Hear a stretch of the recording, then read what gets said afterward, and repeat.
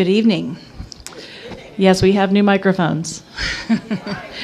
This is the Dania Beach City Commission regular meeting. It is Tuesday, February 12th, 2019 at 7 o'clock p.m. Will you please call the roll? Mayor Llewellyn. Here. Vice Mayor Odman. Here. Commissioner Brandemart. Here. Commissioner Harris. Here. Commissioner James. Here. Assistant City Manager Donnelly. Here. City Attorney Ansbro. Here. Thank you. Will you please stand for the Pledge of Allegiance?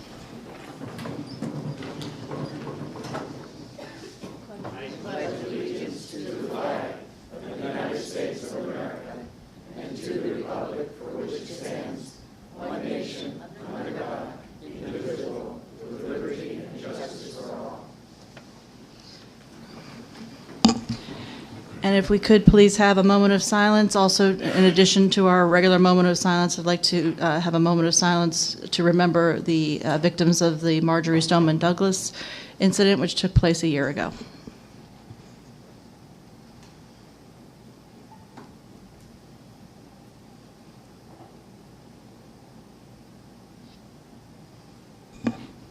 Thank you. First, we have presentations and special event approvals. First one is a presentation by Principal Valerie Harris of Olson Middle School on the magnet program with South Broward High School. Is she here? There she is.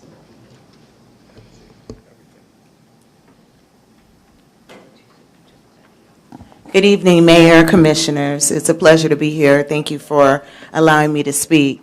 I wanted to take the time to first acknowledge you.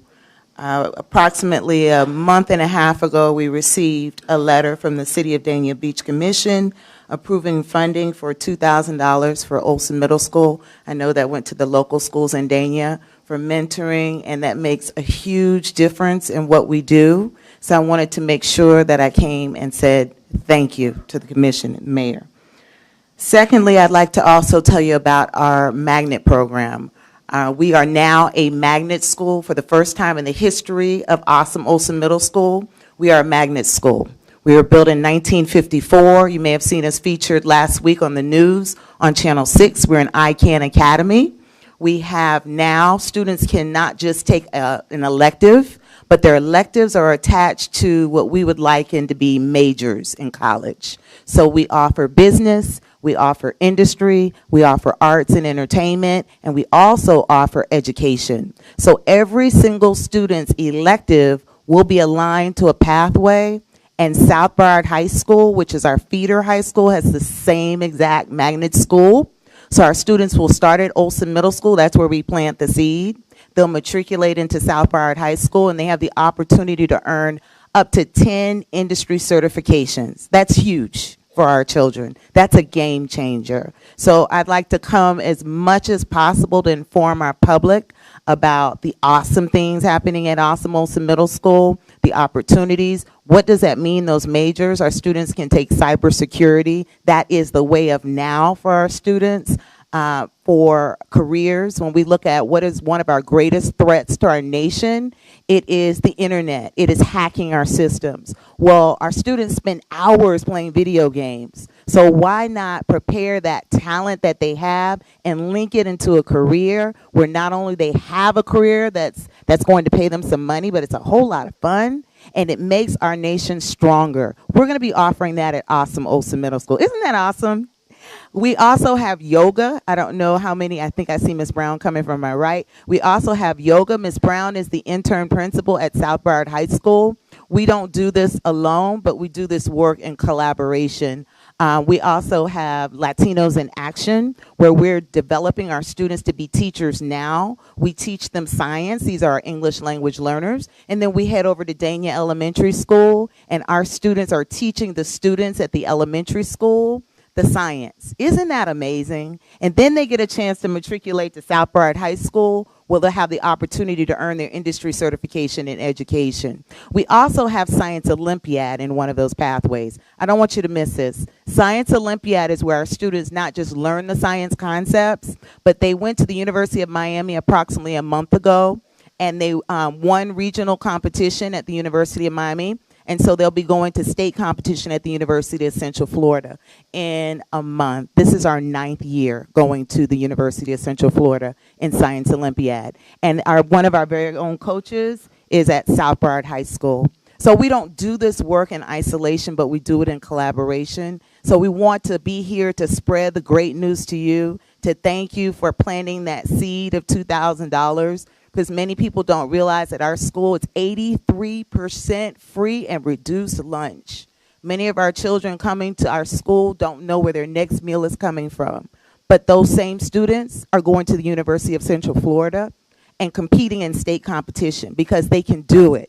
So I wanted to make sure that I came and shared that with you. I also wanted to thank our BSO.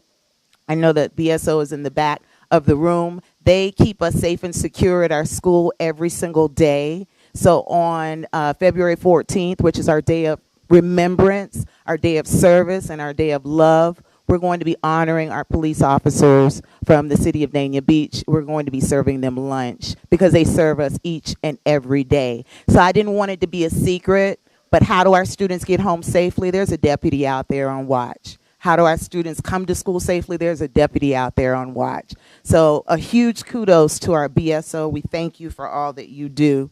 And lastly, the invitation. Yes, they deserve a round of applause. Huge, huge round of applause. And lastly, the invitation. So we have many events throughout the year, and there's one particular woman, she's a business owner in Dania at Akiba Fashions, I believe it's on Federal. She walked in our doors at one of our mother-daughter day teas, and she never left. She said, "What more can I do?" So every week she comes back and she mentors our girls. She sponsored all of their prom dresses. She brings in her hair designers to do their hair. The end of the year, every week she's bringing them cupcakes. What more can I do? Last week I was at the educational advisory meeting where Mr. Brown chaired it. There was a member there who already emailed me and asked, how can I come and serve? Mr. Brown over Parks and Recreations, he's been in our school mentoring our children, asking us what more can he do. So this is the invitation, because we are Dania Beach, the middle school, the public middle school in Dania Beach. We are your school. And so I just ask that as we share all of the great news, that you come in and see the great things that are going on, because we want to partner with you, because this is our school. So Mayor, Commissioners, we thank you, and we thank you. Thank you. I have a comment. Commissioner James? Yes, Principal Harris, it's okay, you can take your seat. I'm one person that I've done a lot of work in many of the area schools around there, and so I definitely know how important mentoring is, peer counseling is, the different type of groups that you have, MTL, Latinos in Action. It's a number of groups, and many don't know that your school has to meet a certain criteria in a negative way for you to even qualify for some of those programs.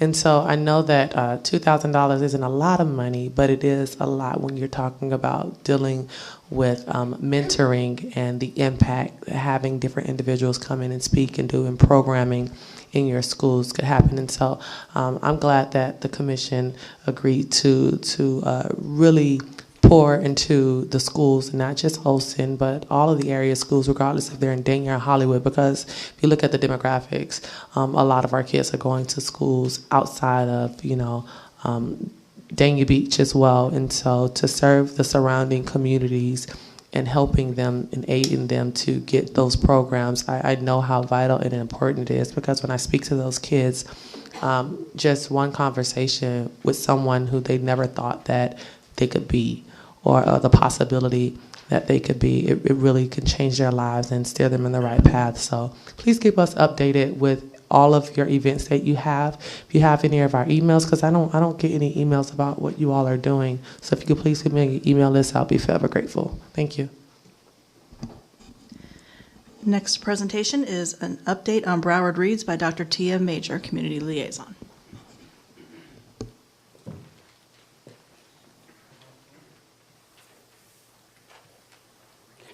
Good evening, Mayor and Commissioners. My name is Dr. Tia Major, and I am the founder and CEO of Literacy Connection, Inc., which is a nonprofit organization that promotes literacy in children and families through programs, events, and resources.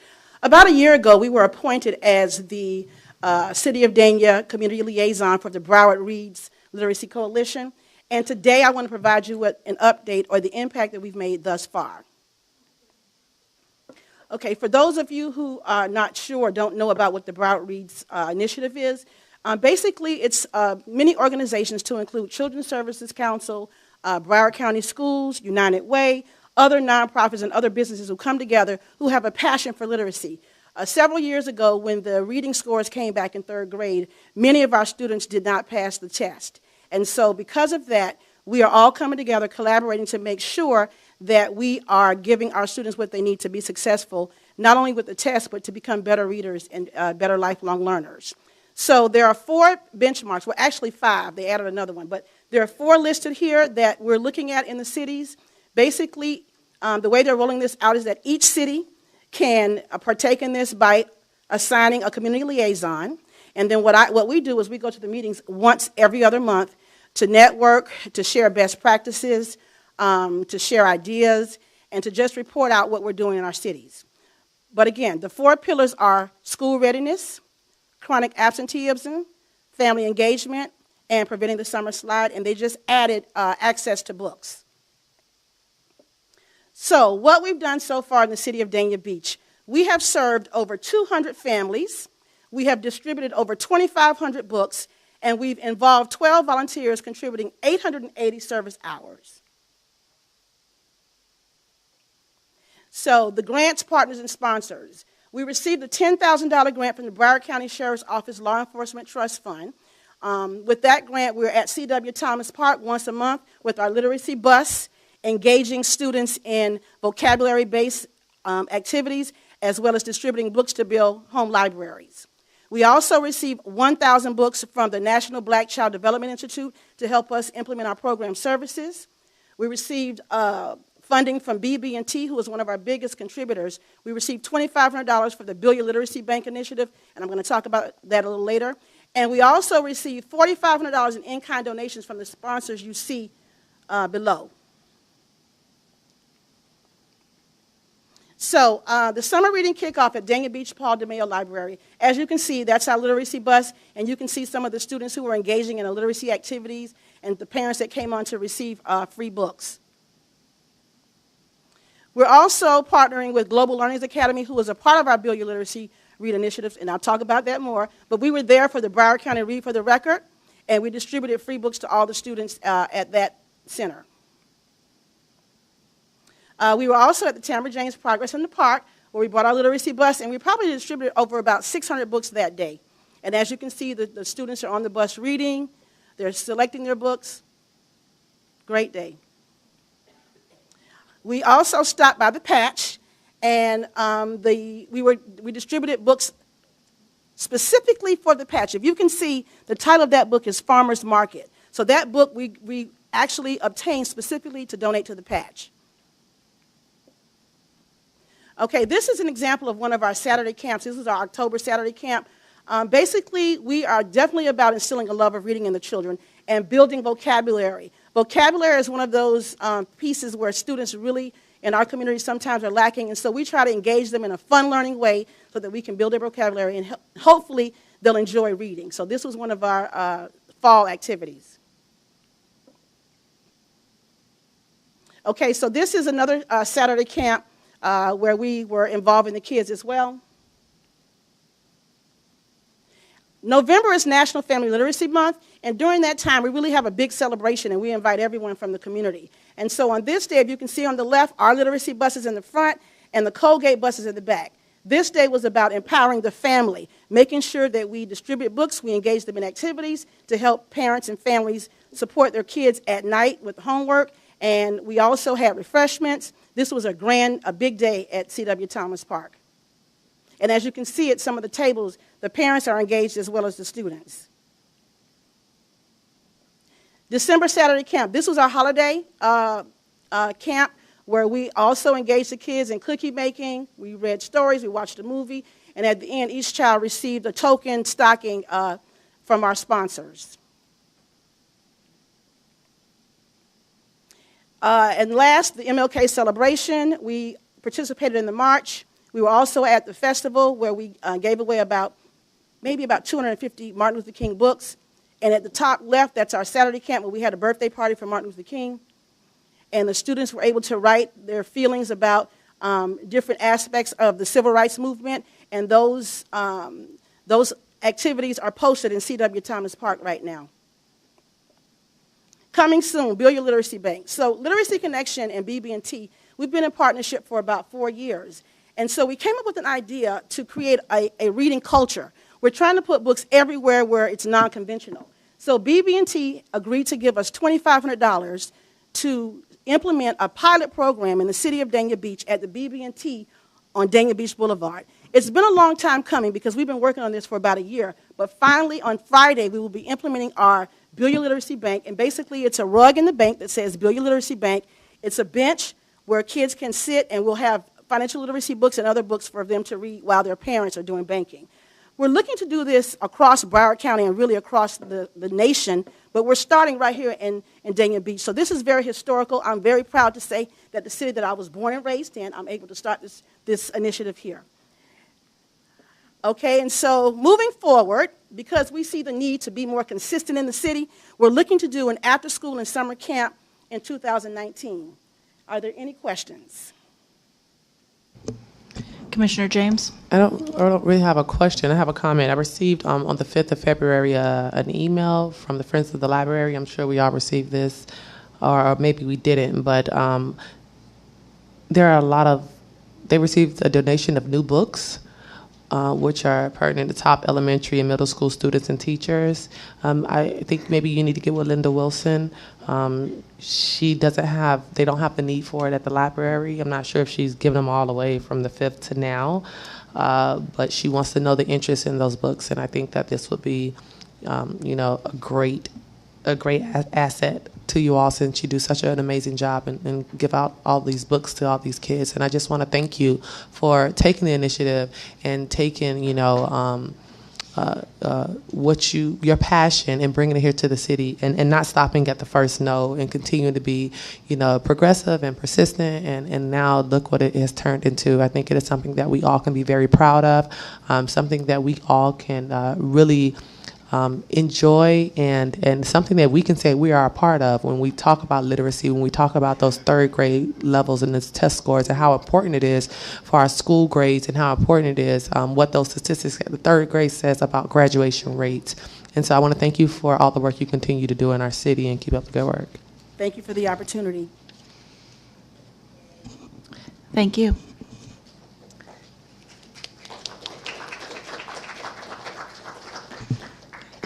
Next, we have a special event request from the Marine Industries Association of South Florida for their 42nd annual Broward County Waterway Cleanup to be held on March 2nd, 2019, from 9 a.m. until 1 p.m. This event will be held in various locations around Dania Beach, such as Dania Beach Pier and Marina, Secret Woods Nature Center, Harbor Town Marina, and Dr. Von D. Meisel, Eula Johnson State Park. The applicant is also requesting the following: a special event fee waiver of $150, waiver of parking fees for volunteers, and for the city to provide dumpsters for all cleanup sites. Do we have any issues? No issues, Mayor. I make a motion. I'll second it. To approve? Yes. Okay. Motion to approve. All in favor? Aye. Anyone opposed? Motion passes. Next special event request is by Dolphins Cycling Challenge, Inc. for the annual Miami Dolphins Charity Bike Ride Cancer Center to be held April 6, 2019, beginning and ending at the Hard Rock Stadium, 347 Don Chula Drive, Miami Gardens, Florida, from 8:15 a.m. to 12 p.m. Any issues? No, Mayor. Move the item. Second it. All in favor? Aye.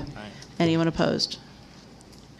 The last item is special event request from the Field Irish Pub and Eatery, 3281 Griffin Road, for their annual St. Patrick's Day celebration to be held on March 17, 2019, from 11 a.m. until 11 p.m.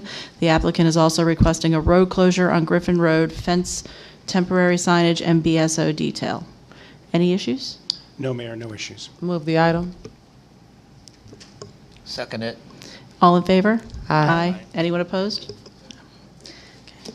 Next, we have proclamations. We have two tonight. The first is with the Eating Disorders Awareness Week. Sharon Glynn, Director of Operations, the Alliance for Eating Disorders Awareness, requested this. Is she here? There she is. Okay. Do I say a few words about? You can. You're welcome to. Hi, I'm here in place of Sharon. I'm Dr. Elizabeth Glazer. I'm one of the. You need to speak a little louder. My name is Dr. Elizabeth Glazer. I'm one of the clinical psychology fellows at the Alliance for Eating Disorders Awareness in West Palm Beach. We're a national nonprofit organization dedicated to providing programs and activities aimed at outreach, education, early intervention, and advocacy for all eating disorders. We were founded in 2000, and we have worked tirelessly to raise awareness, eliminate secrecy and stigma, and promote access to care and support those susceptible to and currently experiencing and recovering from an eating disorder. And we create a bridge for those needing and seeking help by connecting people with resources to assist them in their recovery. We offer comprehensive services, including educational presentations to schools, healthcare providers, hospitals, treatment centers. We have free clinician-led weekly support groups all over the country for those experiencing an eating disorder and for their family and loved ones. And we have a referral service, which is a free helpline and comprehensive website, www.findedhelp.com. We advocate for eating disorders and mental health legislation. We also have an office, Psychological Services, which offers direct, low-cost, life-saving treatment to underinsured and uninsured adults in our community. Thank you. The proclamation is as follows. Whereas eating disorders affect 30 million individuals in the United States during their lifetimes, with more than 600,000 individuals in the state of Florida alone. And whereas eating disorders, including the specific disorders of anorexia nervosa, bulimia nervosa, binge eating disorder, avoidant restrictive food intake disorder, and other specified feeding or eating disorders are complex biologically based illnesses. And whereas eating disorders are associated with serious physical health consequences, including irregular heartbeats, heart disease, and heart failure, kidney failure, osteoporosis, gastric rupture, tooth decay, obesity, gallbladder disease, diabetes, and death.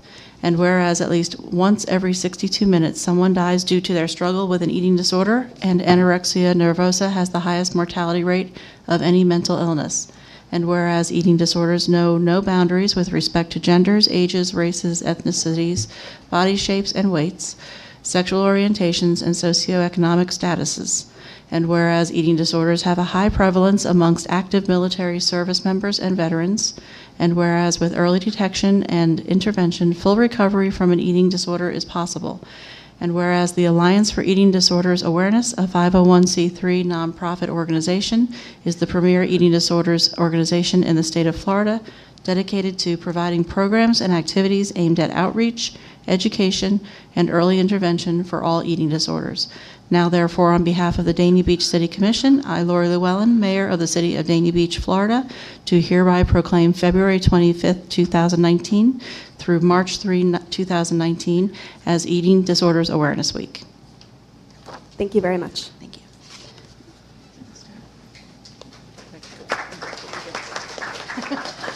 I'm sorry, ma'am. This is your proclamation.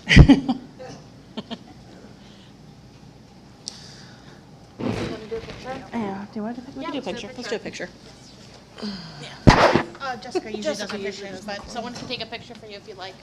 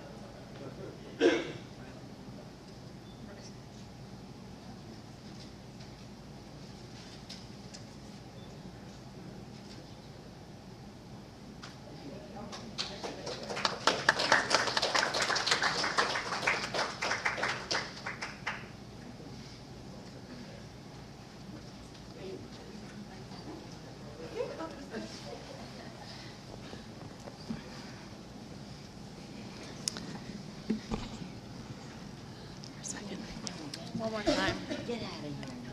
And our next proclamation is Black History Month. read by Commissioner James. Whereas Black History Month is an accepted national event celebrating the contributions of African American people in their struggles for freedom and equality and their part in the development of our nation's history, and whereas in 1926, historian and author Carter G. Woodson, who is known as the father of Black history study, introduced Negro History Week as a reaction to racism and to highlight the role Blacks have played in the development of civilization, and whereas Dr. Woodson introduced Negro History Week in February to have it as close as possible to the birthdays of Frederick Douglass and Abraham Lincoln.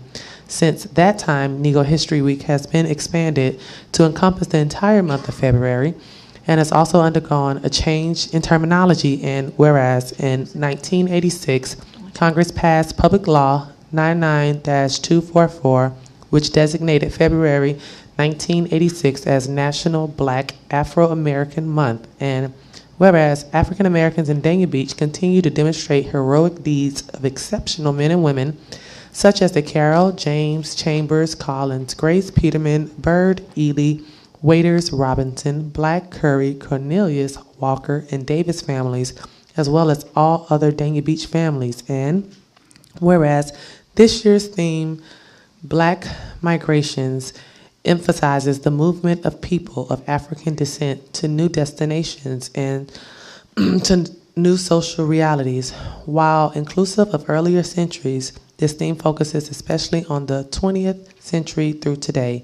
And whereas beginning in the early decades of the 20th century, African Americans' migration patterns included relocation from southern farms to southern cities, from the South to the Northeast, Midwest, and West, from the Caribbean to U.S. cities, as well as to migrate labor farms, and the immigration of noted African Americans to Africa and to European cities such as Paris and London after the end of World War I and World War II.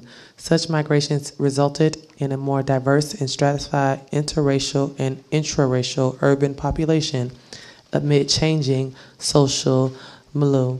Now, therefore, on behalf of the City of Dania Beach Commission, I, Lori Llewellyn, Mayor of the City of Dania Beach, she's over there, do hereby proclaim the month of February 2019 as Black History Month in the City of Dania Beach, and encourage all citizens of Dania Beach to join in learning about celebrating the contributions of African Americans, which they have made to the world, to our country, and to our community. Thank you.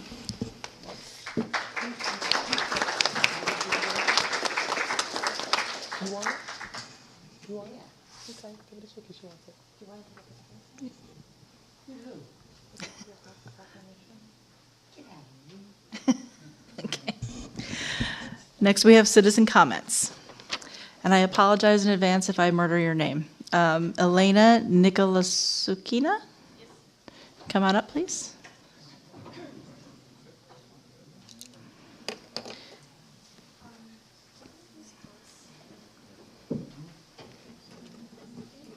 See if this will work today. I'm going to do a timer.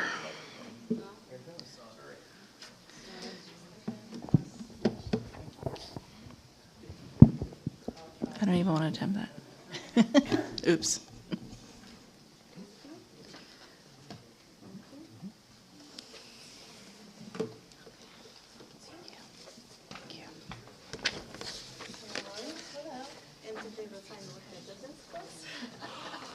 Oh my goodness. Yes, yes, yes. Okay. See me on Thursday. This is when they hip hop there in class. I'll call you. That's why she knew me. Okay, please go up to the podium. You need to state your name and address, and you'll be limited to 3 minutes. Thank you. My name is Elena Nikolashkina. I'm the founder and the head coach of Rhythmic Art Gymnastics Sports Center for Kids. Why I say gymnastics? Because when we opened in 2011, it was only about rhythmic gymnastics. Now we have more classes available. So my goal today is just to announce the event that we will have and just to briefly tell the commission and the audience about what we do in Xenia Beach. Because my very first coming here, it was in 2011 when I just got my permits, and it was a completely different people here. So we start again in 2011 with only one class available. Now we have more than 200 students in the gym. We have recreational programs, which is for the beginners, and we have the professional programs where in rhythmic gymnastics and martial arts. By professional, I mean that we have Florida State regionals and national champions in different levels in rhythmic gymnastics, as well as we have a national team of Puerto Rico gymnasts training with us. And this year, in 2018, me, myself as a coach, and my gymnast, we went to the World Championship in Sofia, Bulgaria. Our martial arts students are national team members in traditional wushu. It's a kind of martial arts that don't use the tactical. They don't touch each other, pretty much. So they do like kind of tumbling classes, but this is also like a national organization. This is kind of martial arts. We have also toddlers classes, mommy and me classes, and now we opened the dance classes finally. I could not find a good coach because all my coaches are very professional, and I didn't want to take, anybody that I don't really like. What kind of dance is it? It's a modern dance. The guy is teaching. It's like he's a professional in teaching dance, right? So he can teach jazz, modern, hip hop, pretty much all the dance that he can do, right? So you have to come and see. They have hip hop, or you're how to hip hop? Hip hop. Two different type of hip hop. Hip hop. Yes. Okay. On a good level, meaning good level, meaning a good level. Okay. On May, this May 10 to 12, we're going to have a second international competition in rhythmic gymnastics. And last year we had 33 clubs from different countries as well as the US. This year we're expecting more than 400 gymnasts coming. And the countries already registered are USA, Brazil, Chile, Panama, Puerto Rico, Costa Rica, Sweden, New Zealand, Russia, Ukraine. And now we're having Kyrgyz Republic and Uzbekistan getting the visas because they need the visas to enter the US. So it's going to be like a pretty big event. So you all know that I sent you invitations. I really hope that you can come and join us for the opening ceremony. It's going to be on Saturday. I will come here again to remind you, maybe in March. So it's going to be on Saturday. It doesn't stay there, but I will bring you invitations next time. So what we're trying to do is just to bring, to make it really on a professional level, because that's how I want to see it. But we have we start from here and we finish up here. So pretty much all the age groups that we want to cover, we have, right? My next idea is to do the summer camp for international gymnasts, because Miami is a world recognized place. Everybody really wants to come. That's why last year competition was very successful, and that's why we actually double in numbers this year. Okay. Yes. Thank you very much. Okay. Thank you very much.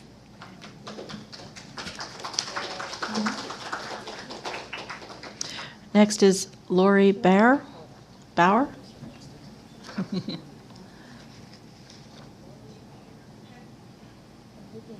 Please state your name and address, and be limited to about 3 minutes. Madam Mayor, Madam Vice Mayor, Honorable Commissioners, I'm Lori Bear.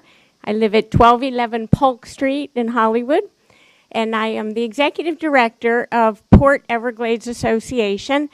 We are privileged each year to put on the Economic Engine Performance Report, and I'm here to thank City of Dania Beach.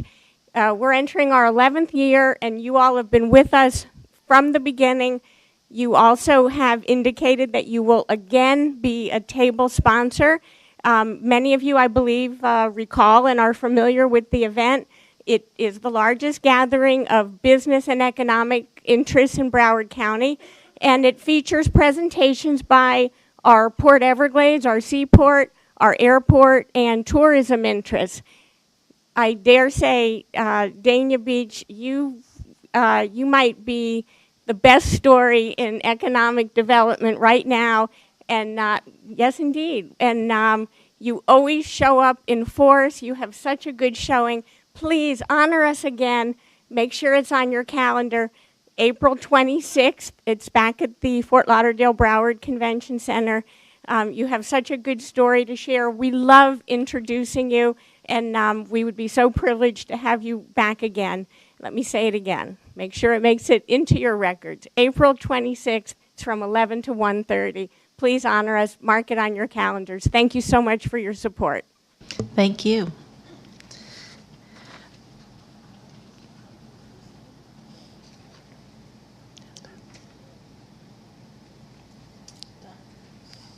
Emmanuel George. Please state your name and address. How you doing, Emmanuel George, 17 Northeast 2nd Avenue, apartment 106, Dania Beach, Florida. Just thanking the community, the city of Dania Beach.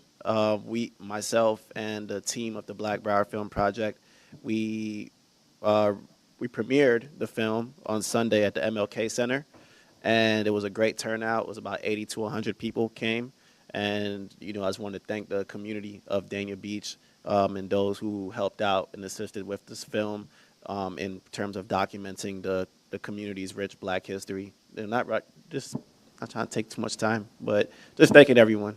That's all. Thank you. Can I say something real quick? Go ahead. Emmanuel, I think you and I first met when you were still working on that film, and you showed me some little slice of it, and I was so impressed with you then, however many years ago, 2-3 years ago. And it's really been awesome to watch you bloom creatively and really take everything on that you have over the past couple of years. So I know I've told you privately, but I wanted to publicly tell you how proud I am of you and how honored I am to know you and to watch your work. And I look forward to seeing a lot more. Yes. And Emmanuel, you really ought to let everybody know what's going on with that film and where it's going. Well, myself, and it's a team. It's myself, Ian Mann, and Primi Matthew. We spent plenty of hours of research and editing. Ian stayed up for 42 hours straight before we premiered it on Sunday. So that just shows you the amount of dedication we have. We've been doing it grassroots, just out of love, and we're aiming to. We're submitting the film to the likes of Sundance Film Festival and Urban World and many of these big-time film festival institutes. And it'll be great to show the rich history that Dania has and in that kind of field. So, thanks. Thank you.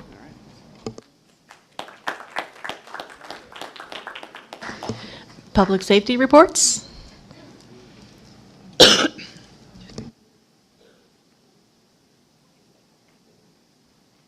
Good evening, Mayor, Vice Mayor, Commissioners. I wanted to thank Principal Harris for the recognition of our deputies in and around the schools. They do a fantastic job, and we'll have a large amount of deputies out and about inside our schools and outside on Thursday to show support. Our crime trends continue to be unlocked doors of cars parked in public places during the daytime hours, parks, gyms, malls, shopping plazas. All but one of the cases involve victims leaving visible valuables in their vehicle: purses, cell phones, gym bags, usually on the driver's seat or rear seat. We conducted an operation at the U-Fit, and we observed a burglary take place. We followed the suspects to Hollywood, where we saw the suspects discard the purse, and we took them into custody when they got out of the car. So that was a nice operation there. One of our deputies went to investigate a theft at one of our 7-Elevens, where an employee was viewed on surveillance footage taking $20 out of the register. The deputy got the subject's name, and he ended up having a warrant for attempted murder. So we had the manager contact the suspect now and tell him to come to the store to get his end-of-year tax information. And our fugitive unit was right there to take him into custody. In reference to a narcotics complaint we received along Northwest 7th Ave, our crime suppression team and SWAT team, we got a search warrant for the property, and inside the residence was a large amount of guns.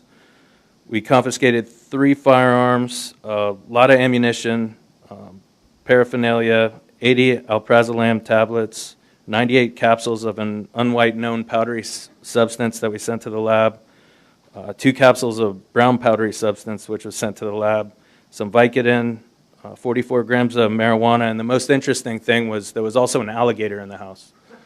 So, yeah, strange. I don't think I've ever done a search warrant and found an alligator. A full-grown alligator or a real one? So, yes, he was charged with possession of a Florida alligator. Was it a little one or a full-grown?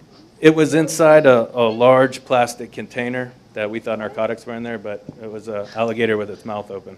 Great. So that was definitely interesting. The Shred-a-thon's coming up in Operation Medicine Cabinet. It's going to be at Bass Pro Shops Saturday, April 27th, 10 a.m. to 1 p.m. So we'll have some flyers shortly for that event. Any questions? Thank you. Thanks. Thank you for collecting the alligator. Chief?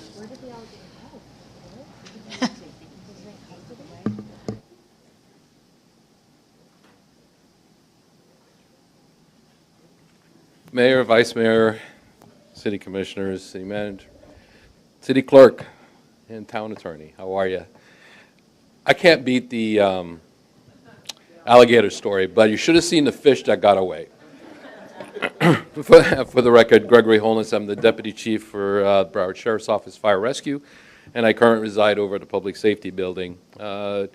Back in October of last year, I came here and I kind of gave a whole spiel on the influenza and for the community.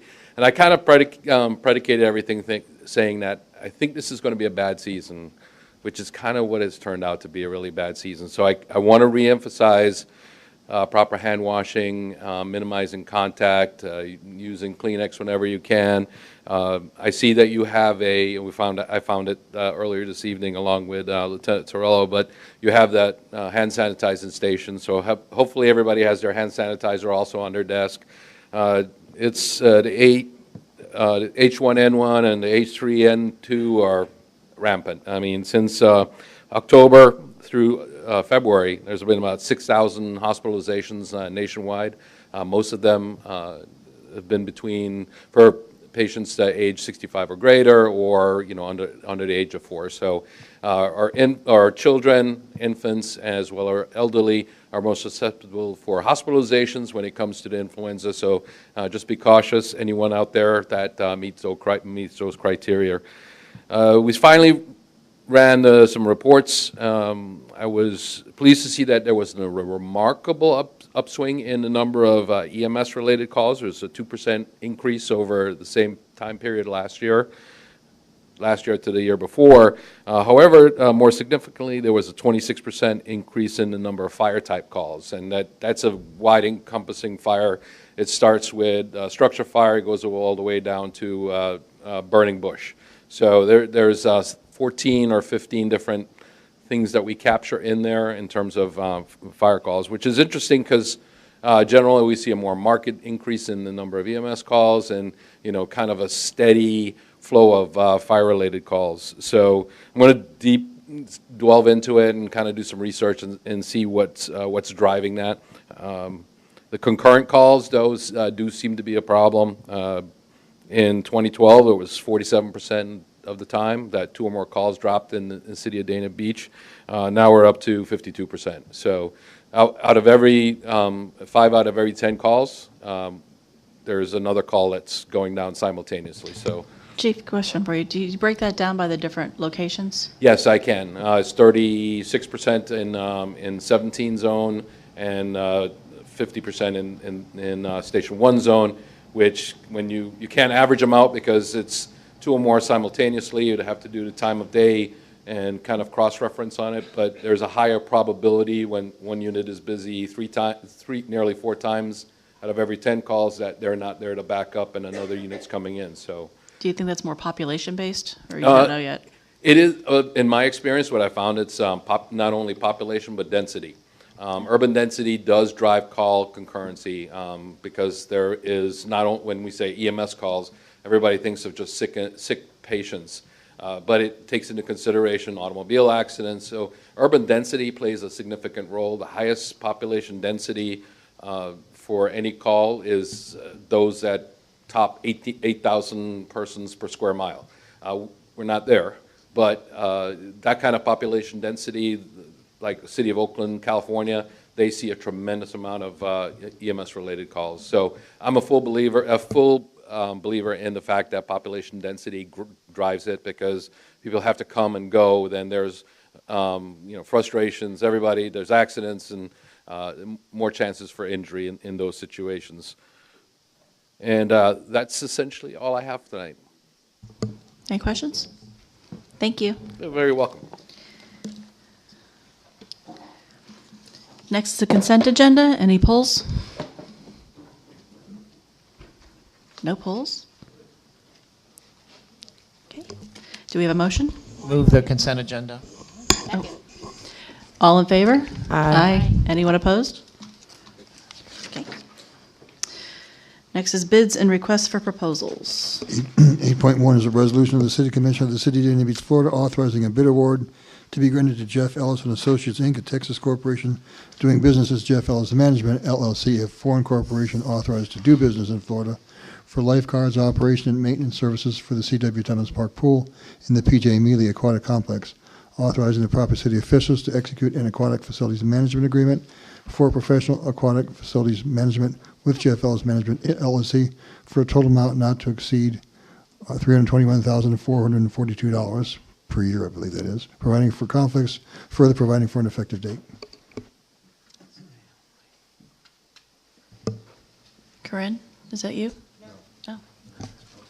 I make a motion to approve if there's no discussion. Second.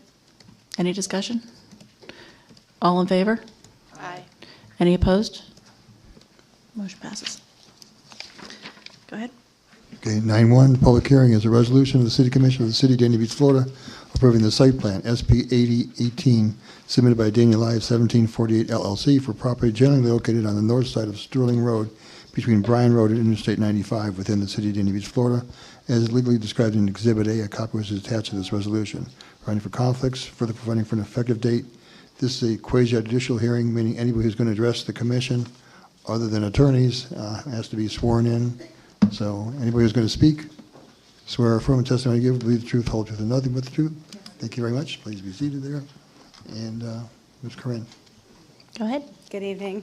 Corinne LaJoy, Planning and Zoning Manager. This application is for site plan approval for another project within Dania Point. Dania Point, as we all probably recall, is zoned planned mixed-use development. It is in our regional activity center. There are no open violations on the property. The applicant, as we know, has assembled all these properties, multiple properties, and created this one large development that is Dania Point. Construction has begun on Phase 1 as well as Phase 2. This particular property is part of Phase 2, and this is the location of the property. It's in the northeast corner of Phase 2. So November 21st, the City Commission approved the partial site plan for Phase 2. This particular project was, the office buildings were not part of that original Phase 2 approval, which is why they're in front of you today, to get site plan approval of their own. What the applicant is proposing is the construction of 2 office buildings, each with its own parking structure. The engineer has stated that the original traffic study that was conducted was approved for full build-out conditions, therefore there's capacity for this project. He further states that the Dania Beach water plant has capacity for this project as well at full build-out condition. The proposed building meets the requirements of the development design guidelines, which are the regulations specific for the Dania Point project in terms of placement and in height and use. So on the screen is the rendering of what that site plan is. The orange buildings are each office buildings, and then this is part of phase 1 parking garage, and as the second office building gets constructed, so does the phase 2 of the parking structure. So it is a phased project as well. This is what the elevations of those buildings are projected to look like. This project was reviewed by the Development Review Committee. It was reviewed only once in December, but it was reviewed by the DRC, which includes staff from BSO Fire, Public Services, the city's landscape consultant, and Community Development Department. The applicant does have several outstanding staff comments that must be addressed prior to the issuance of the permit. They're aware of that. Those are identified in the staff report and in the resolution, so if the resolution is approved, those items are conditions of the approval. The outstanding DRC comments, are listed in the resolution.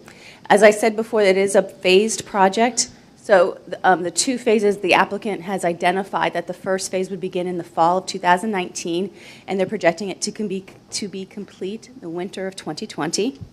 Phase 2, they're anticipating to begin the winter of 2021 and to be completed summer of 2022. In addition, the applicant did hold a community meeting on January 29th at the request of staff. So they did send out notification and host a public meeting to discuss the project. There is another component that we haven't seen yet, but we adopted into our ordinance that the ability for projects to use the city seal.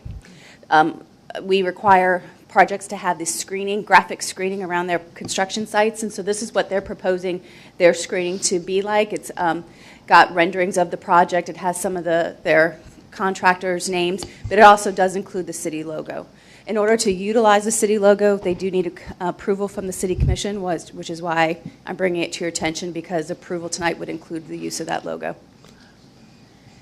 We have seen this project lots and lots and lots of times before. There's been many actions. This is kind of like a chronological log of all of our actions on the project.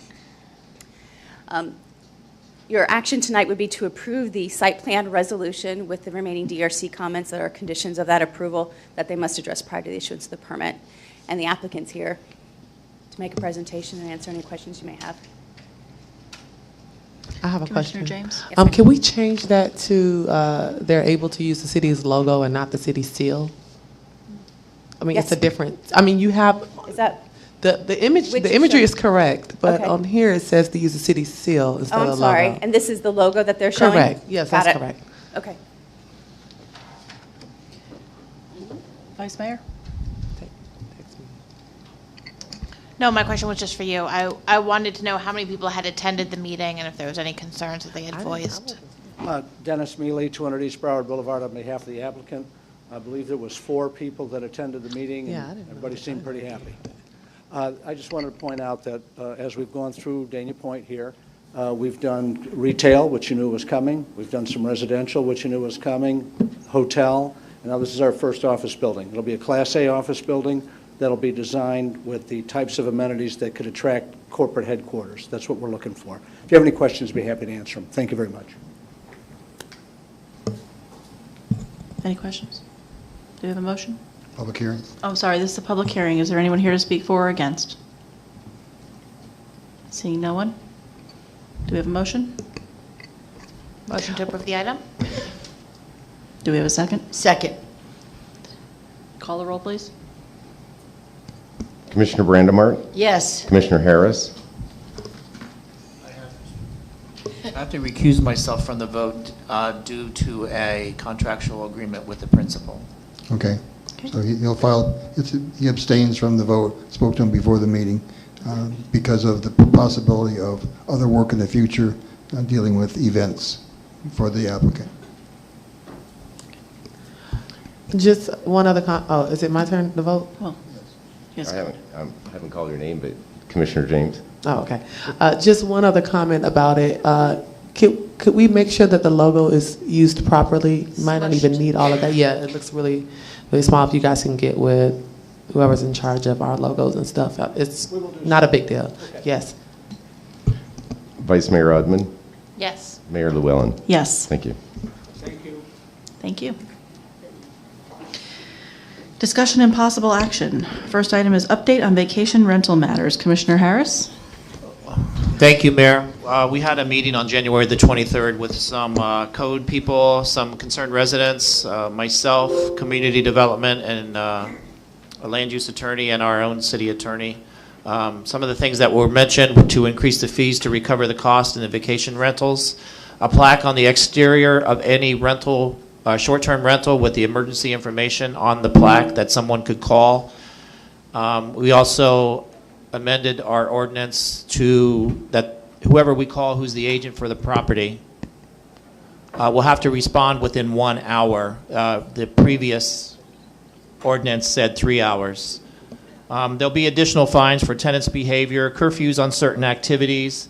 We're going to reduce the maximum capacity, which in every rental, it shows that 2 persons per bedroom plus 2 in the common area, so the maximum is 10.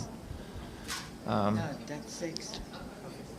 2 person, well, if it's a 4-bedroom home, Oh. you have 2 per bedroom and then 2 in the common area, so that would be no more than 10 people. That's good. Big house. He's saying What, 2. what about some of the smaller rentals that aren't 4 bedrooms? I think we'll tailor it to the number of people that can be accommodated. So if it's 2 bedrooms, it would be the maximum of 2. Yes, that's right. The agency or owner must get a BTR. We're trying to streamline the notice of violation request. Provide information about licensed vacation rentals to the neighbors, and report to the Brauer County Property Appraiser's Office when a vacation rental is licensed. And improve the enforcement and coordination with BSO. Currently, there's listed in our city 265 rental units on about 75 different rental sites, but in actuality, there's only 65 rentals. So the same rental might appear on 6 different sites as like a 2-bedroom, 2-bath on Southeast 5th Avenue, but it could appear on multiple sites. And those numbers, we have the software that can look at those numbers, and it's constantly changing. If you refresh it every 5 minutes, the number will change. Can I ask a quick question? Sure. How are you proposing to notify the neighbors about the individual units? Or is that something that's going to be discussed further? I'm not sure about that because it didn't come up in the meeting about, they'll have to have a BTR, but I don't know about the notification process. I think that'll probably be on our next meeting before we finalize the resolution. Good point. It'll be an ordinance amendment. I don't know if it'll make it next meeting because that's the P&Z Okay. board. But these are things that a number of these things will have to be put in an ordinance, and that will be one of the things we'll look at as part of the process. And can I also suggest there be some sort of like a hotline or something that people can call if there's a problem? Well, the number for the rental will be on the plaque on the outside of the building, so anybody who walks up to the front door will be able to call an emergency number or a contact number, and the owner or agent for the property who needs to be a Dania Beach resident will be required to Dania Beach resident. But if I don't mean to interrupt. I'm sorry, but if there's an issue going on, I think that's what I'm more concerned about. Is if there's something going on, somebody may not want to walk up to the front door and look. So it would be good if we had like a. It could be BSO. Call to BSO. Okay. I think. But that's a good point too. Yeah. All properties will be cited by code compliance if they're not in compliance. Properties that were cited have If they don't comply, then they are no longer allowed to be a vacation rental, and then they will be cited even more with an additional notice of violation. All properties must have a submitted application for a license, and there's 19 in the process right now. And so far, we have 7 approved rental licenses. But we have 25 properties that were cited by code compliance for not complying with the rules and regulations, and 9 properties that were cited by code have complied, but are no longer operating as vacation rentals. So once they got a citation, they pulled the rental off the website. So also in another meeting, we'll have application to increase some of the fees that rental agents are charged, and then we charge for the BTRs for vacation rentals. So that's pretty much an update of where we are right now. Commissioner James? Yes, I can remember back a few months ago, maybe 6 months ago, I don't remember, when I forget his name, was it Sean, who comes here often? When we said we would have a workshop so we could all kind of be involved and maybe hear some of the complaints and some of the ideas that people that are currently dealing with this, to have some type of collaboration from all of us. Because, I kind of knew about the meeting, but it wasn't my meeting, and I wasn't invited to it, so I didn't come. But I would really like to workshop these things. I'm sure we all could bounce different ideas and make this like a really good thing that we all can be a part of, as well as the public as well. So I don't know if before we finalized anything to vote on it, we never had the workshop, and we never had much input from the actual residents that are dealing with these things right next door that have come here time after time about it. Sure. Let's do this. Let's rewrite the ordinance, add the most current additions, and then have the workshop as soon as we finalize the ordinance, in case anybody else wants to do anything else.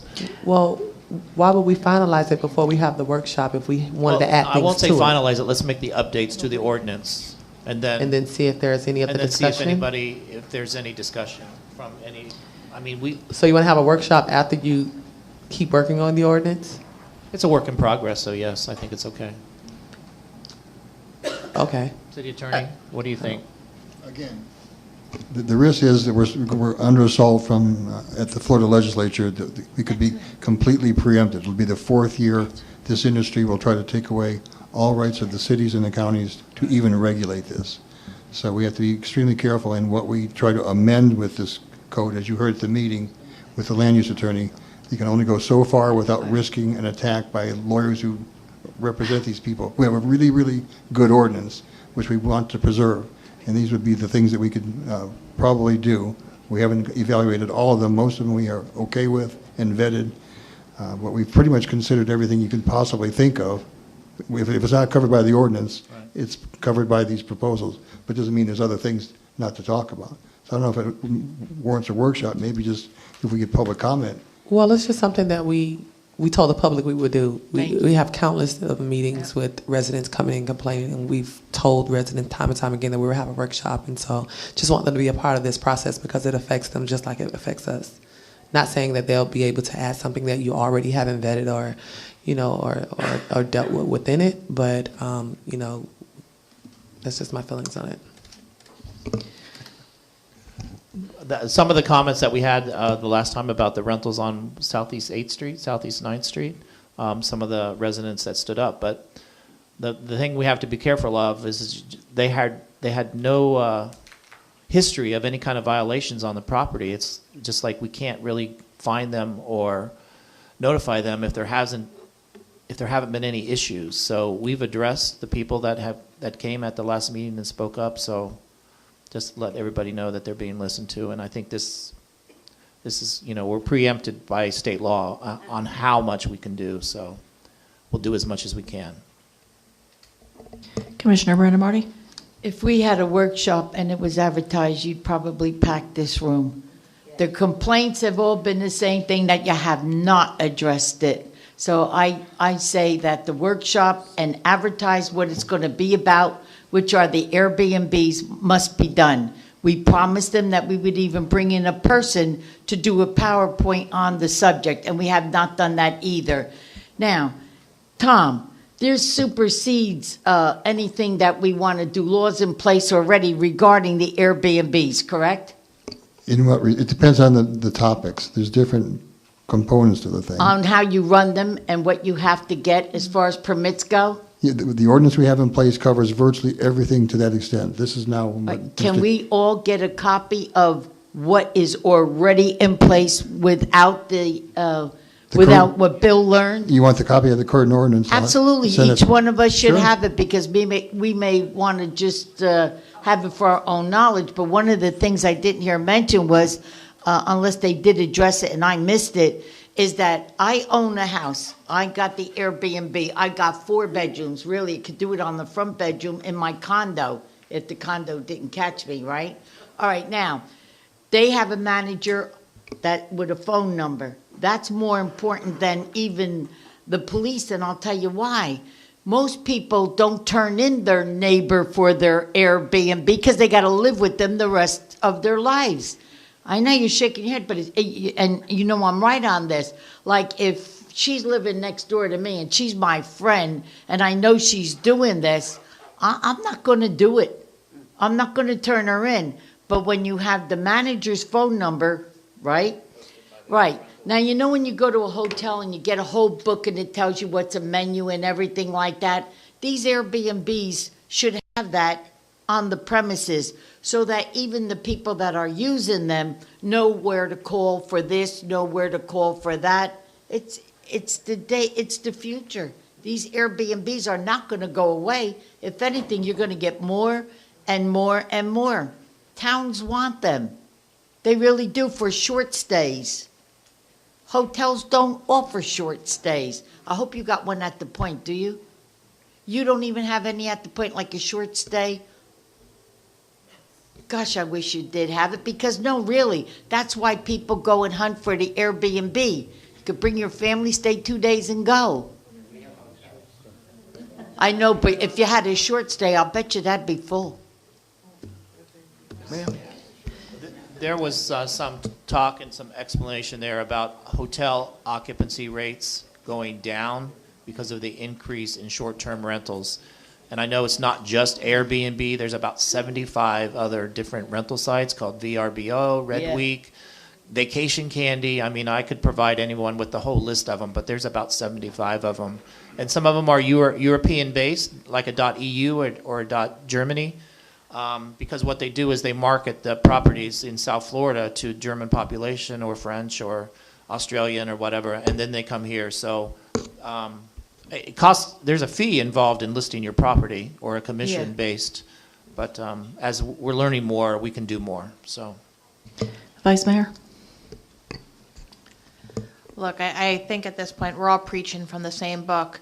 We're all getting the same phone calls for long periods of time about what a problem this is to our neighborhoods, and we hear it.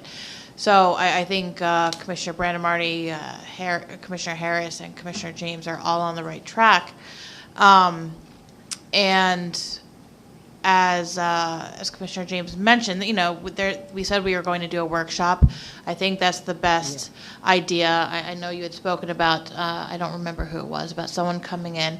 So let's put that together and advertise it however we're going to do it. A lot of people don't know preemption. They don't know everything about that, about state preemption. They don't know it inside and out. So, you know, there's times where there's an educational disconnect because there was certainly a learning curve for us. So if nothing else, we can help bridge that. But I think that we can get that together, and I'm sure that you're right that we will pack this room with people who want to voice their concerns and have questions, and I think it's something that we should and can do rather easily. I'm not opposed to a workshop. I think it's a good idea. I do think we would need to have the attorney, the land use attorney there as well, because there will be, I'm sure there'll be legal questions that we'll need, so we will have to find out that person's availability to appear. I'd also suggest that we do, if we're going to do a workshop, that we do it after 5 p.m. because there are a lot of people that work during the day, and we often set workshops in the morning or in the late afternoon, and people can't get there. And I've heard a lot of complaints about that. And this is something that I think affects the entire city. So I think it would be beneficial to do it at, say, 6 o'clock or something like that instead. Anything else? Community development and I will work together to put something together and then let Yeah. you know and get it Because I scheduled. think it's especially prudent now as we approach 2020 Super Bowl that anybody who can or will They're or all might wanting to. want to rent out their house or apartment for some quick cash. There you go. Okay. I have a room with that. All right. So, Tom, you'll get back to us on that. Okay, good. Next is City Social Media Presence, Vice Mayor Odman.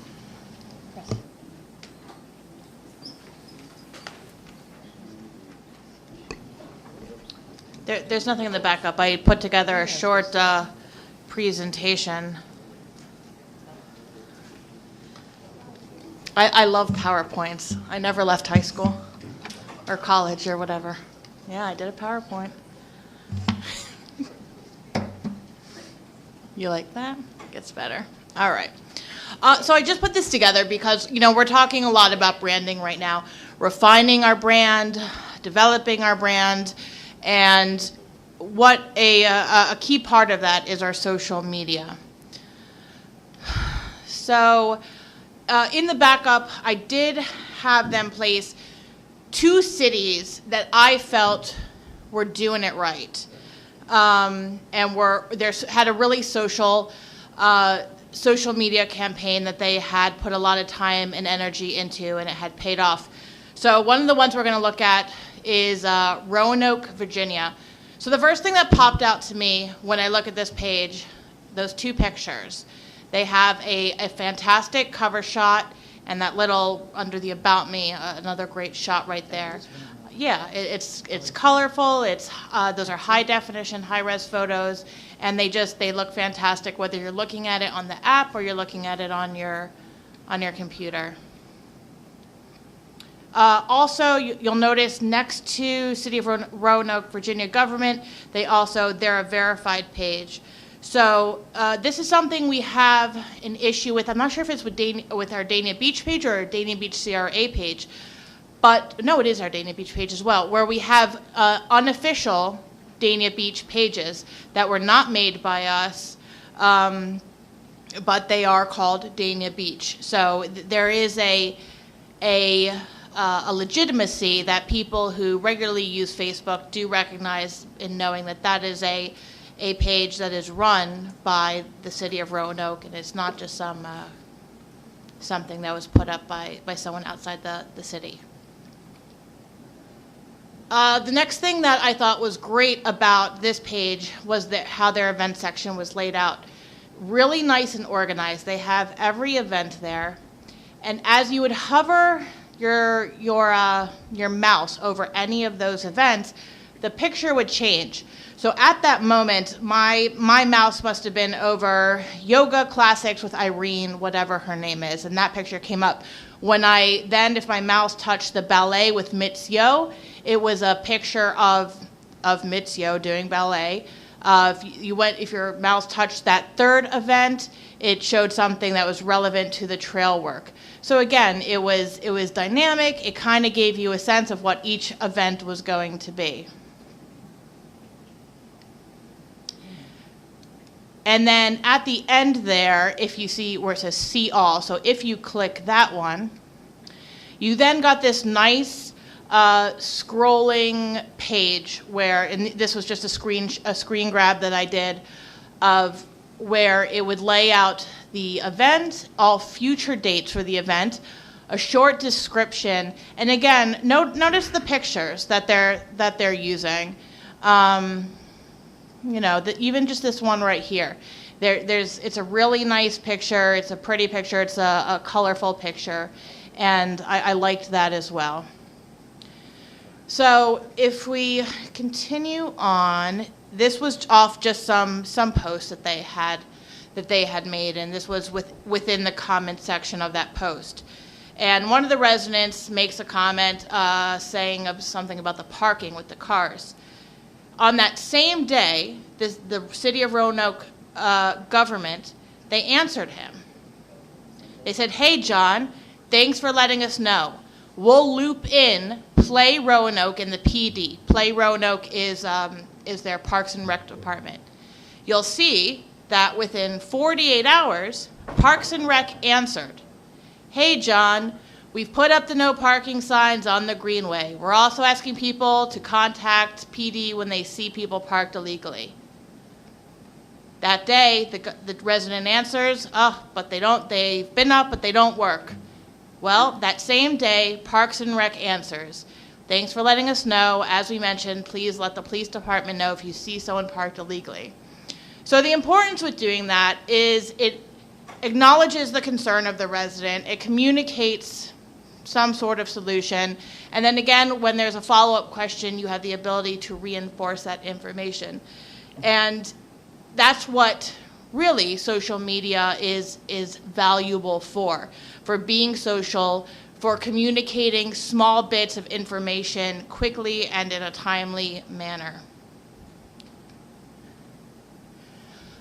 So further down the page, their city commission meetings or their city council meetings are they're live streamed on their page. And so that if you're on the Facebook, you can see that you can watch the meeting if you want to pick it up right there. And then within the comments, people asked a few questions. I think there was something in there asking for clarification, and someone from the government answered it. I thought that was a great way. If you look at it, they have 1.2 views, not bad, of people who, yeah. What'd I say? 1.2. Oh, yeah, right.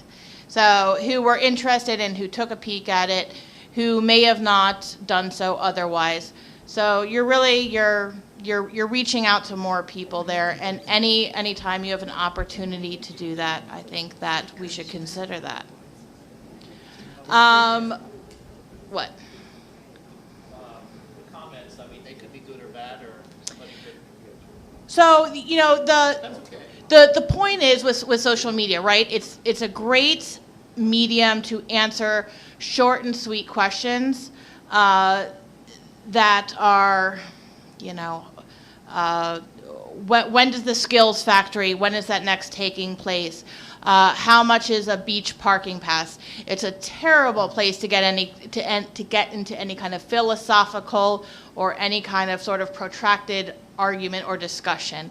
So this city seems to be very good with just giving them the short bits of information.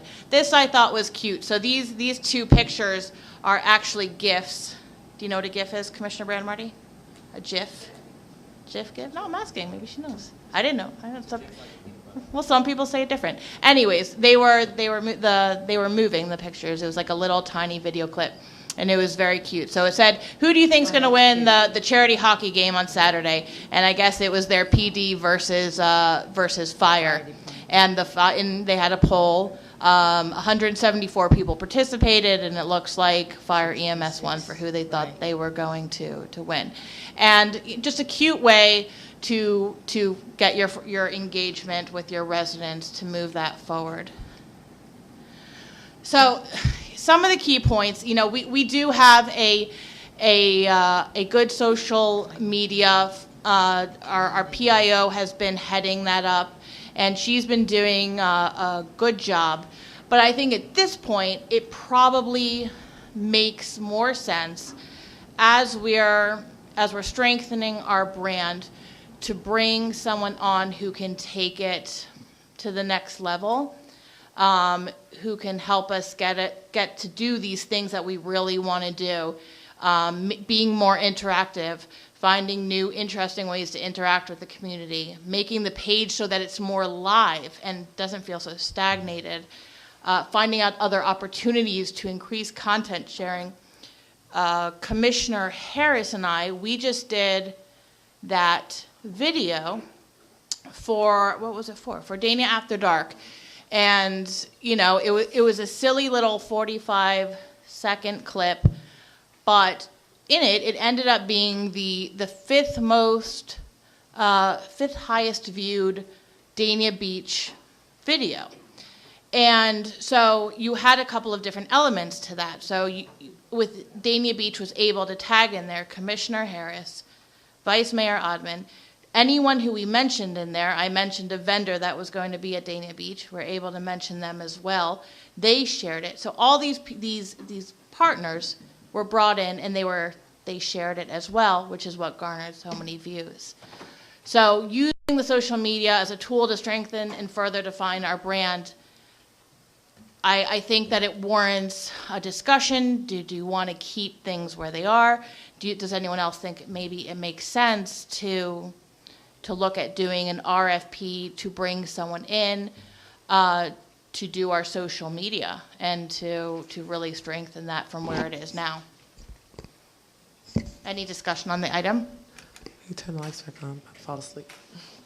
Commissioner James? Yes. I think that we don't have one person running all of the different social medias because, you have Parks and Rec, you have these different departments, and especially our parks, we have like 3 different parks. Or does this include Instagram or all different avenues of social media? Because I've looked at both, and I do think I'm a social media junkie. I'm 34, so obviously, I love social media. Sorry. I'm just saying, I love social media. It's really a way that it's the connection that you're getting now. And I've answered several questions, and I would definitely like it to go to RFP just to see, what else is out there and what could help. Katia and the PIO, I actually think we need a communications department, but that won't be discussed here at this meeting. But in those types of things, it could be a great tool for Katia to help her and, in us doing our brand, because it is a lot. It's a lot of work. It's a tremendous effort for anyone that's involved in it. And if you go and get someone that specializes in this per se, it definitely could bring us, to the next level. I mean, those are just my ideas. Yeah, and I've seen you do that before. I think we've both done it where we sort of scan old posts and see if anyone has asked questions that have been unanswered, and answer those questions. And the truth is, it's just too much. It's a tremendous job to expect just one person to do it. So for whatever commissioners ever want to jump in and answer, or whatever departments, I don't see any issue with that. I think it's fantastic. Questions. The questions are: where are Dania Beach? How much does the beach parking cost? Where can I enroll my child for soccer? What days are your meetings held? Things that you could find on our website or that you could find within our social media. But if you're looking and It would be nice to have a centralized location where some department or somebody was handling those, because there are several different sites that are involved. I mean, I don't think and it is something that's become more and more prevalent. People do searches, and even Google pops up to Facebook, so it's going to, bring people over. Assistant City Manager Colin Donnelly, is there anything that you can tell us about this? Sure. I've been speaking with the Vice Mayor on this matter, and actually all the commissioners really, just on from time to time on social media issues. And even staff has brought some issues up as well. And I think just bring up the fact that we've let some of our comments go unanswered. We're probably not as vigorous in looking at social media as we should be. And considering the budget we're putting together for our branding, I think this is an essential part of it. And I believe that even the branding RFP had something regarding social media on it, but I think we need to go beyond branding and something more holistic. As long as I've been in Dania Beach, there's been a problem about getting volunteers on advisory boards. We're sitting here and talking about issues that we're talking about vacation rentals, and our residents not know what's going on with that. I mean, these are all issues that we have knowledge of, where we want people to engage in. I think improving social media might be able to help us engage our residents a lot more. Particularly if you start, this engagement is important as we talk about volunteerism and getting people involved in what we're doing. We have to reach out. I know we're starting up sports programming, and we're trying to reach a different segment of our population. We probably need to do a better job than flyers and outreach in schools, and I know that Parks is working on that, but anything to help and to And to get people engaged is really important. Particularly, I mean, this is the city's government, and if there's people out there who are not engaged, I'd like the opportunity to reach out. I think the Vice Mayor brought up some really interesting points. I had an opportunity to speak to Raquel about the matter because she was involved in branding, and the CRA has her own consultant for managing their social media.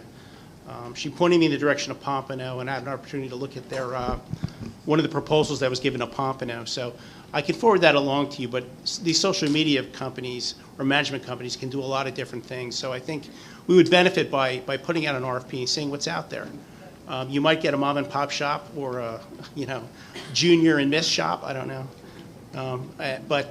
Or you may get a bigger company that could do it. But I think we'd all learn a lot about what our capabilities would be. And just going back to the Roanoke example, that was been written up in the ICMA documentation and the managers forums. They've got more people engaged in social media than they do have residents. So they're pulling people from the outside and bringing them into our city. And I think that's one of the goals of the City Commission is to take advantage of Greater Dania Beach and get them involved in what's going on, hitting our shops and our beaches. So I know I'm going on, but I really support the Vice Mayor's suggestion about issuing an RFP, and if that's the Commission's wish, we can certainly put one together. As funding-wise, we can find money in our professional services account and to see how that would go as well. Sorry, Commissioner Harris, did you have something else to add? No. Okay.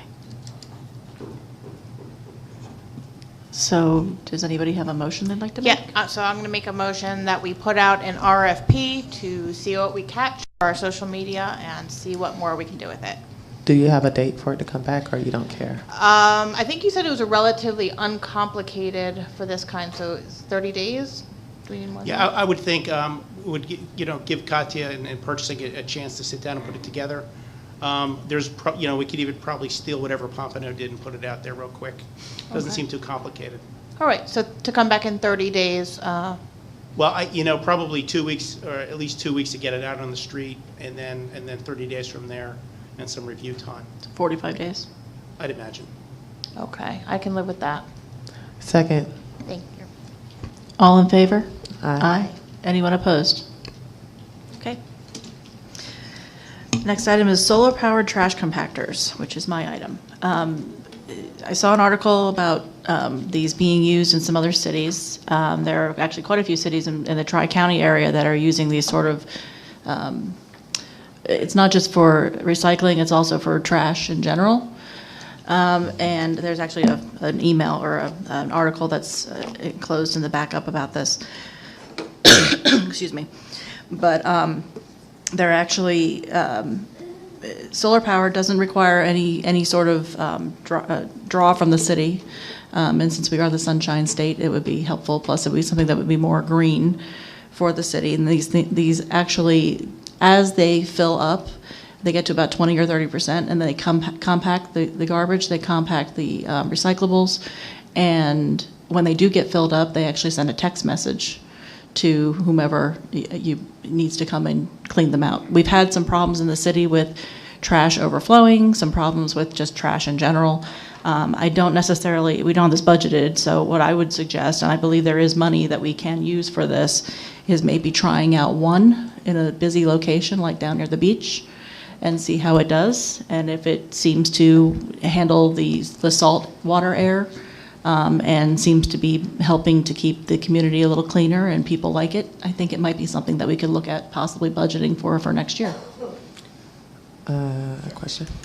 Commissioner James? Yes. Do you have any samples of what this is or what it looks like before we put it out? Or There's in the backup there was an article that shows an example of what one looks like. In that particular case, apparently Waste Management actually paid for it. I believe Colin made a couple phone calls about that as well, and they weren't willing to do it this time for us. No, the issue with Waste Management, in that article it said they donated them, but really what it comes down to is that was part of their hauling agreement.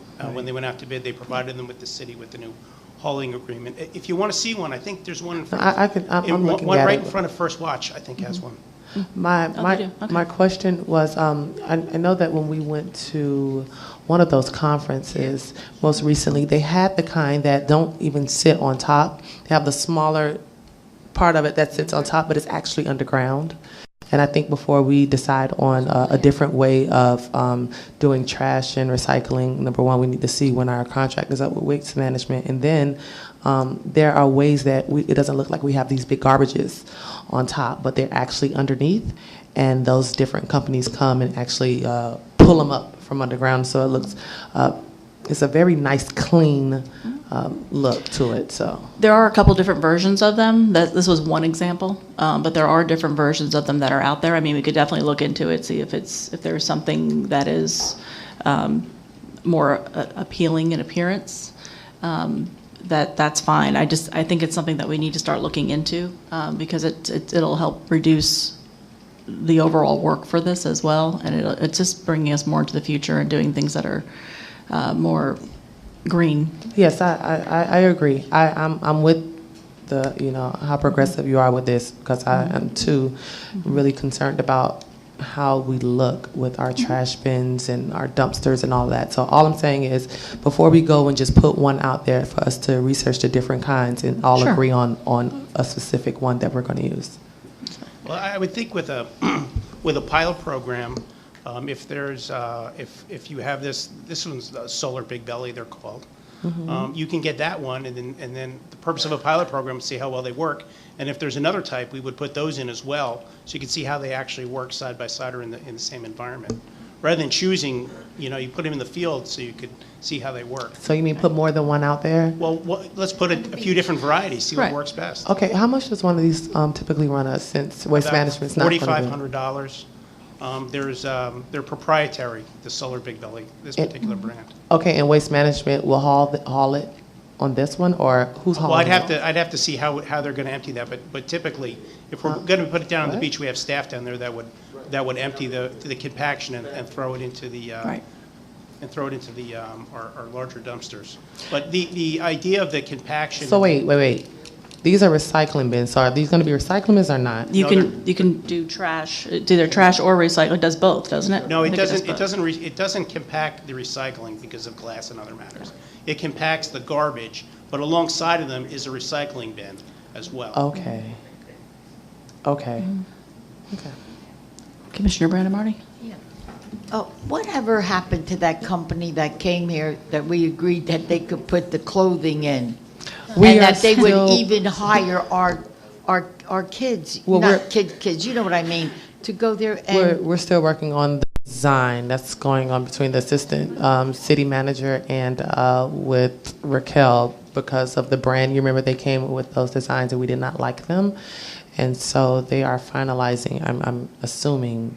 Colin, you want to jump in here? Yeah, in the memo that I gave you tonight on one of the attached pages is the style that Raquel and I worked on. That's one of the brand that best illustrates our brand right there. Although the one you're going to look at in the back, it doesn't have a white band on it. We're going to put a white band on there so the Dania Beach logo stands out a little bit more. Look. But so just waiting on a design and then a location that's the package, one. and then they'll That's start what give our dropping the kids boxes. jobs. Right? They agreed, yeah, I'm all for that moving along, or they move along, because they're going to give our kids jobs. Remember, I said, could you let it be manned by our kids? It's easy what they do. They write up to it, they take out a book, they write out the number, whatever it is, but they were going to give the jobs to our residents. Yeah, it's just that once we finalize the design, they'll. Who's finalizing it? Us? No, it's. Yeah, I put the back. I put I like what you do it. the proposed design right there for you guys to look at. You like it? Well, it just stands out. It has a little bit. I know. So when do we act on it? I'm just waiting for a new mock-up to come, and then we'll approve it. Okay. So back to the trash compactors.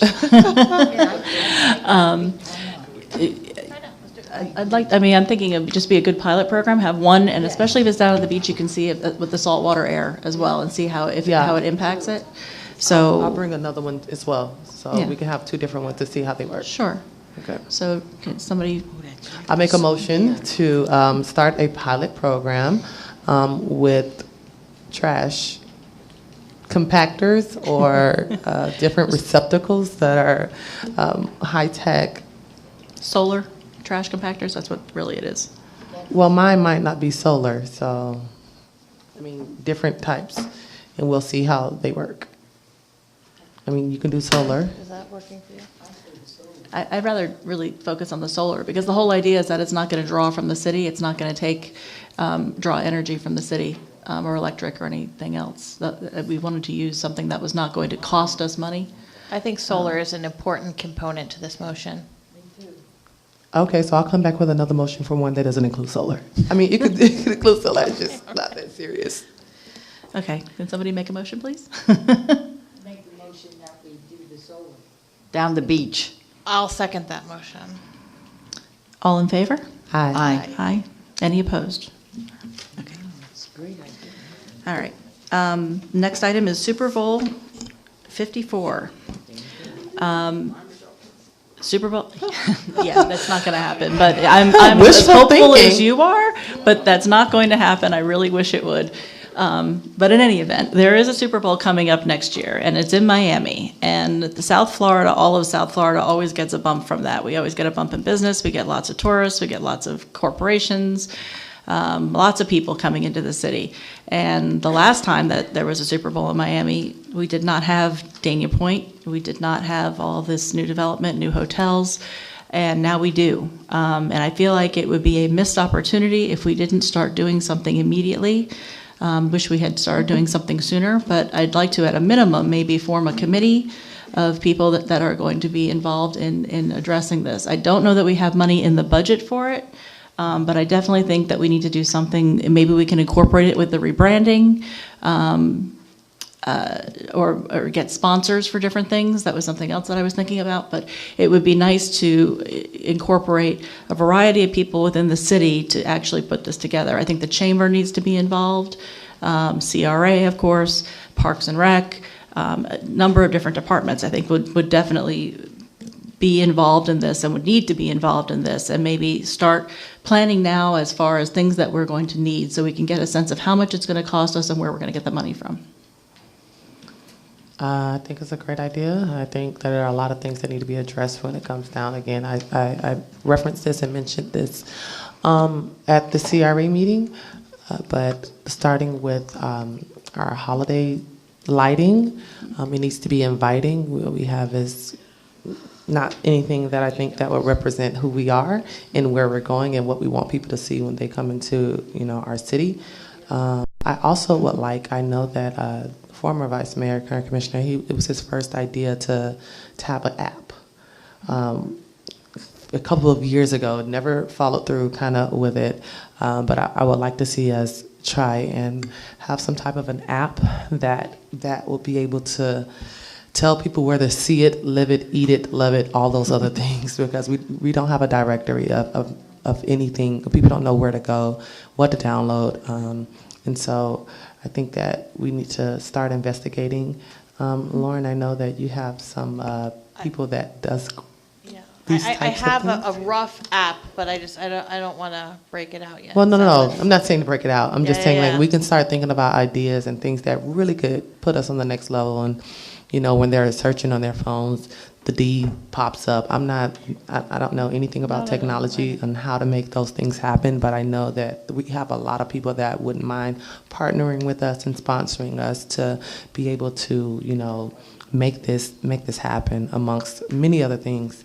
How are we going to, what are you going to be your priorities on, or our priorities on the Super Bowl and things that we want to do and want to incorporate and want to see? Well, that's what I'm wondering. Do we need to do a workshop on this, or do we need to actually set up a committee, or how? I'm not sure what the best way is to go about doing it, but I know we need to start moving on it quickly because it's a short time period. Sure. But I know that we need to do some advertising. I have spoken with Raquel about it a little bit, with the CRA. I have spoken with Colin Donnelly as well a little bit about it, and I've tried to just talking to different people about ways that we can incorporate things. So I don't really know, perhaps we need to set up a workshop on it, or perhaps we just need to start putting people together.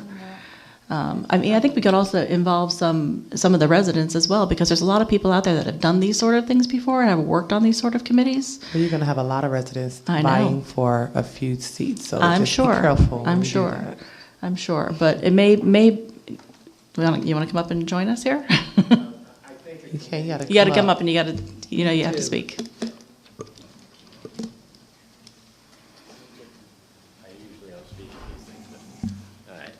Robert Shapiro, Master Development, 2860 West State Road 84, Dania Beach.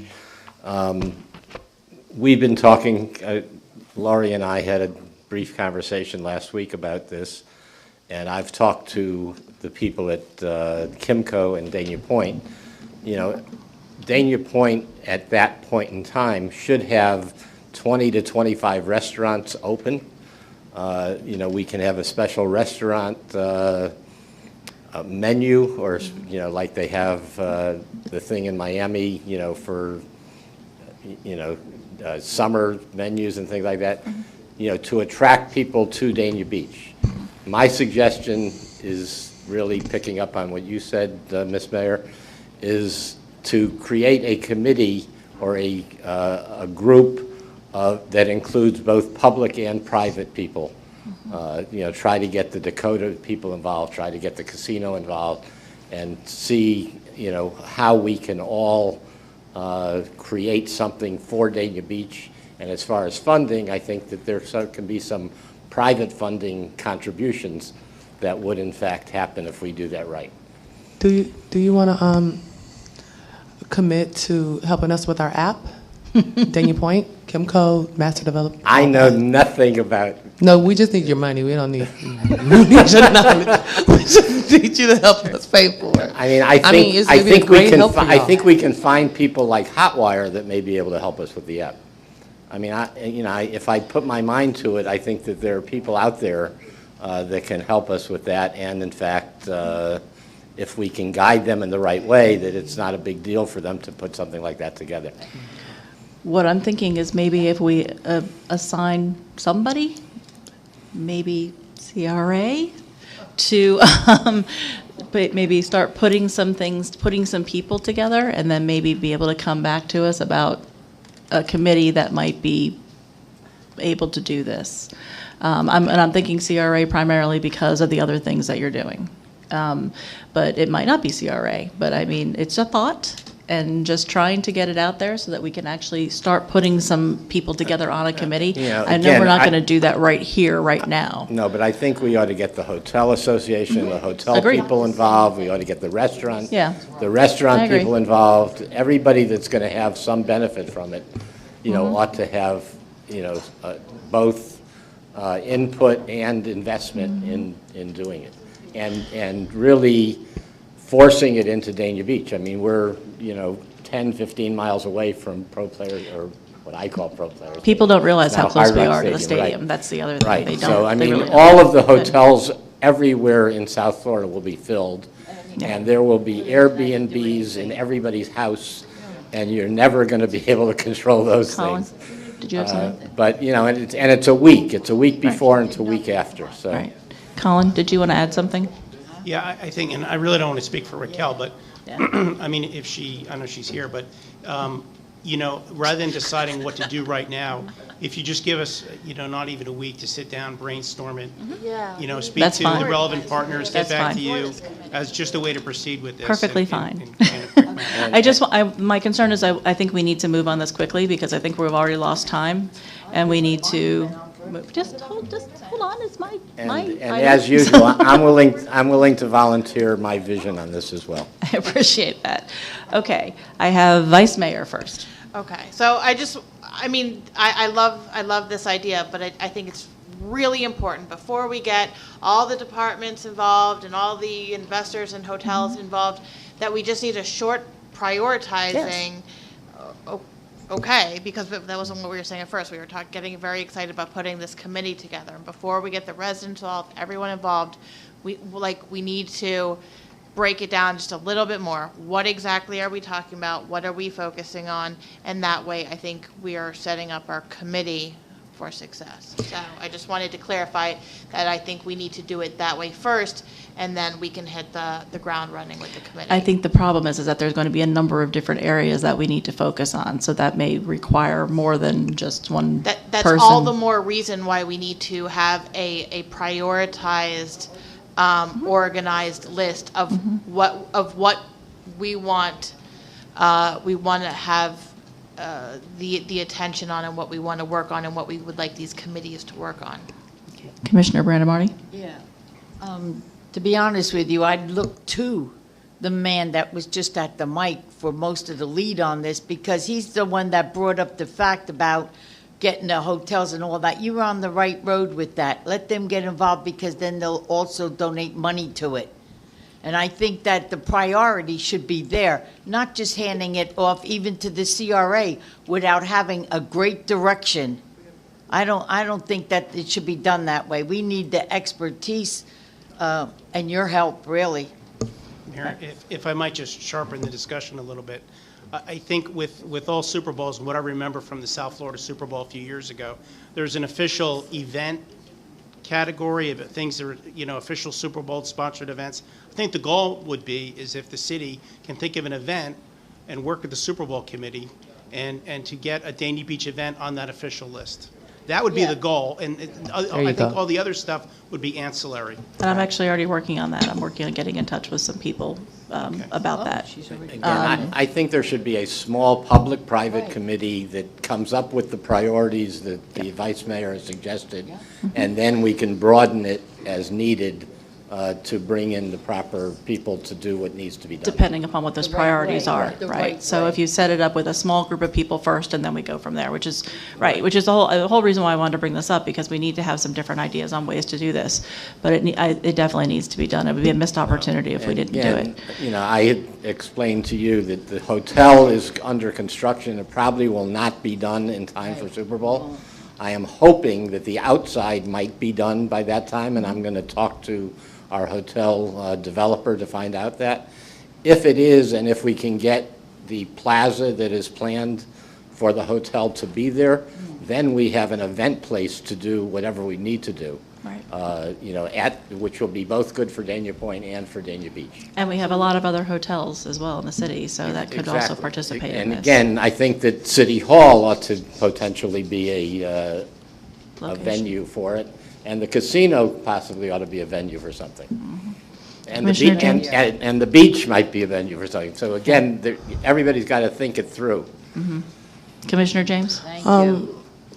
Lastly, I really think that four people have said kind of four different things up here, and we need to make a decision together as five, because we are the elected body, on how we are going to proceed and how we're going to lay the groundwork.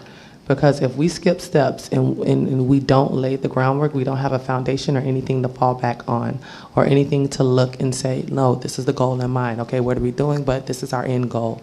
And so whatever we're going to decide, we're going to decide it together. And I don't know what needs to be voted upon or what motion needs to be made, but we need to be able to be structured up here before we even go out there. Right.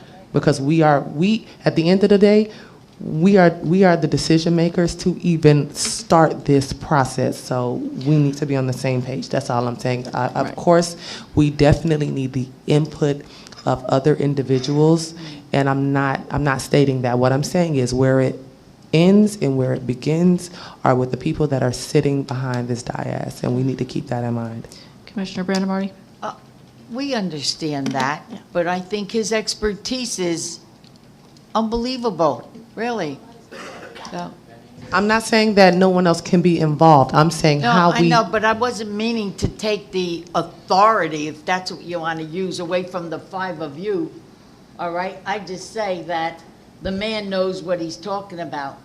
Well, of course. He really does on that, and we do too. And Colin, you brought out the best of all. You really did.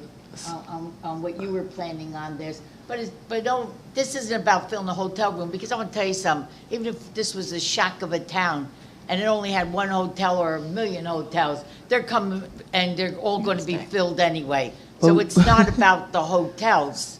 And I know that you realize that anything is going to be filled. Doesn't matter, Motel 6 is even going to be filled. We have a So motion? I think, Colin, what you said before about wanting to get some information together and maybe send it out to us, say, in a week, Yeah, that's good.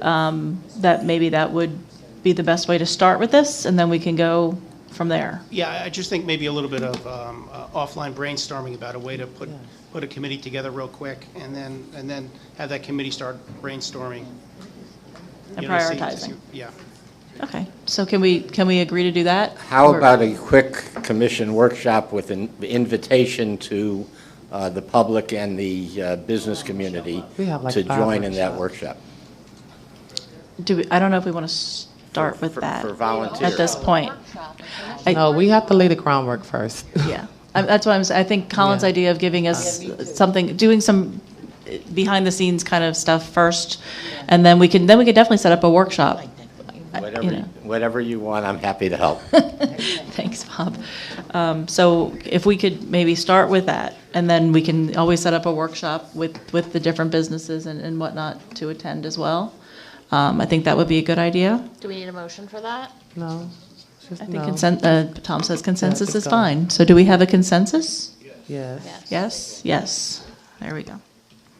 Okay, next item, draft policy for volunteers and interns. Assistant City Manager Donnelly.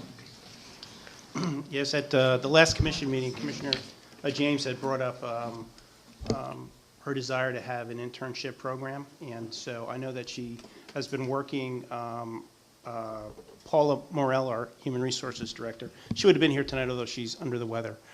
She had put together this policy, and she reviewed it with Commissioner James, and so we're bringing it to the City Commission tonight. And basically, it's a policy that would allow the city to have volunteers and interns. An intern would be somebody in school or recently graduated from school who would come and you know, I'm going to use the word work, but it's unpaid, for 3 months in a city department. And then, of course, we have a need for regular volunteers, and so they would allow for a volunteer process. Again, there'd be age limits and hours set depending on your age. That's all in the policy, but it's a framework that once we have this policy, we can put on our website the forms and reaching out to departments if they would like an intern or volunteers. The idea would be that we wouldn't recruit for them, but the departments would tell us if they needed somebody, and then they would select from a pool or recruit or get an intern in. Like I had said before, because it offers real work experience, they're competitive. So it would go through the HR process, and applicants would have to be vetted and make sure that they meet our requirements. And if they're going to be working with children, naturally they would follow the state policy on working with children. So it's a simple policy, but it's comprehensive as well. And so just to reiterate, departments would want, if they wanted an intern or volunteers, they would work it out with HR, and that would be completely managed on the department level. HR, besides entering and holding a system, wouldn't manage the people, and there has to be correspondence between the schools and whatever volunteer organization that is sending us or approving the individual's course of study. So I know there was some concern about having the capacity to manage it from the HR point of view, but they're really managing a process, and the direct management of the intern or volunteer will be done on the department level. Commissioner James? Yes, I'd spoken with Paula about this, and this isn't, I asked her to separate the two forms, the volunteer forms from the internship forms, because there is a difference in language and difference of the two. And so to avoid confusion, I mean, these are 14, as young as 14 years of age.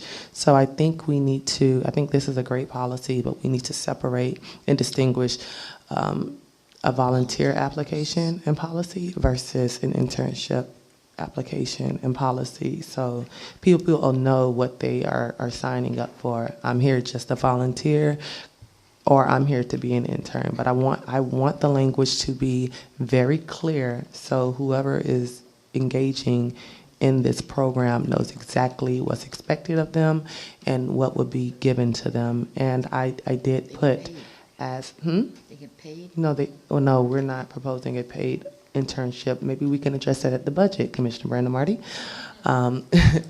But and that's why they can only, I think, do it for 3 months. It's because we're not paying them. But I think if it was a paid internship, we might be able to have them for longer than 3 months. I don't know. That's something we could, we can look into further.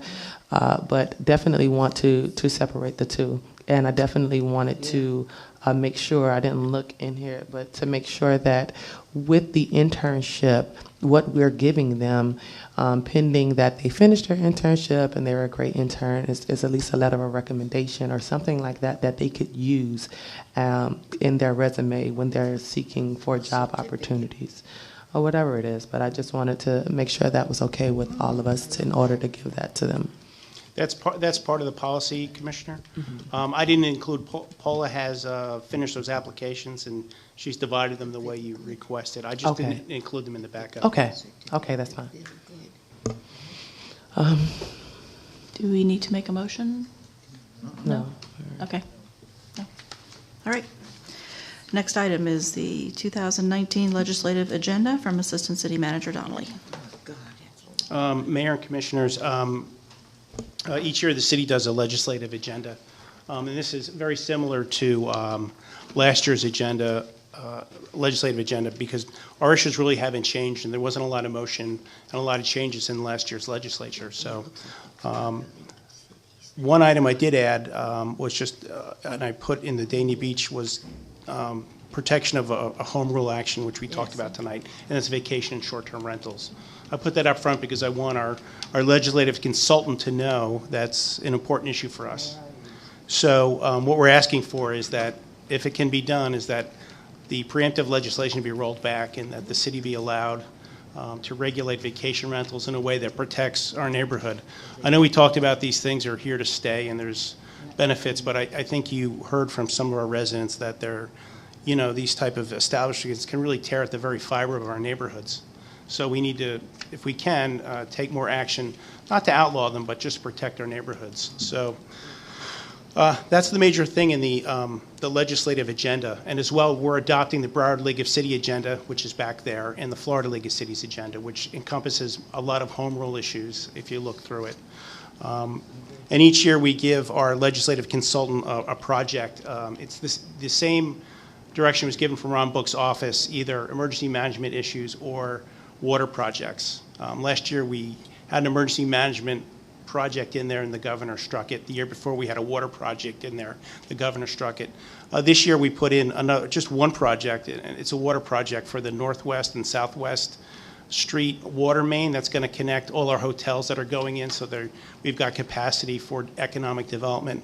Our perspective is that it sort of hits all the bells and whistles that the legislature is looking to promote: tourism and economic development and clean water. So we've put in an application for $250,000. That project is in design and it'll be looking to permit, and it will actually be shovel ready by the time the funds are available from the legislature come October. So that's our legislative package. Any questions? That sounds like League of Cities, too.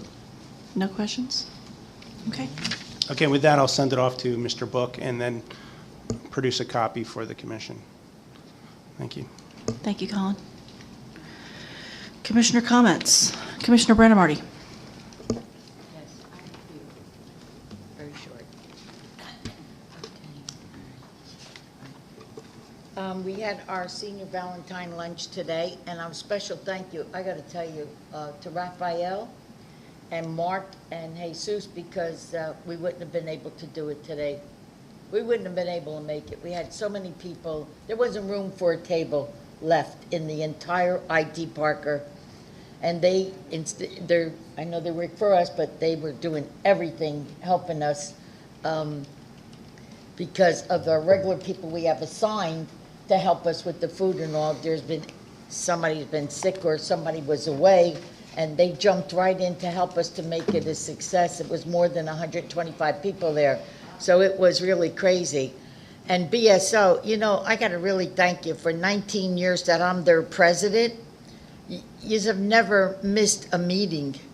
That's amazing. It really is, and I want to thank you for it.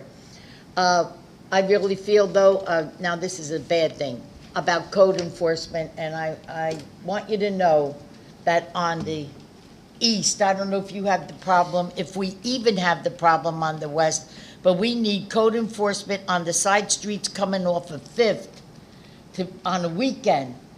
Where do they go? Do we have code enforcement on a weekend? They say yes. I don't see them. And the people are parked on the swale and the sidewalk and then the front of their cars in their driveway. So they got all three places taken. And I don't like that because of the children that are handicapped, the mother, or even with a carriage, they got to take it out in the street around this cars. It's a terrible situation on weekends. And I had put down about, the last thing was the recycled bins. I was wondering where they were. That's all, the cycles for the clothes. Because I'm still going over to the one that has the bees on it. That's another thing you got to watch out with these bins. They grow, the bees make nests in them. So I don't know how that'll affect us, but they do. And there's one at Oakwood Plaza full of bees if you want to go get the bees. They're not ours, that's Hollywood.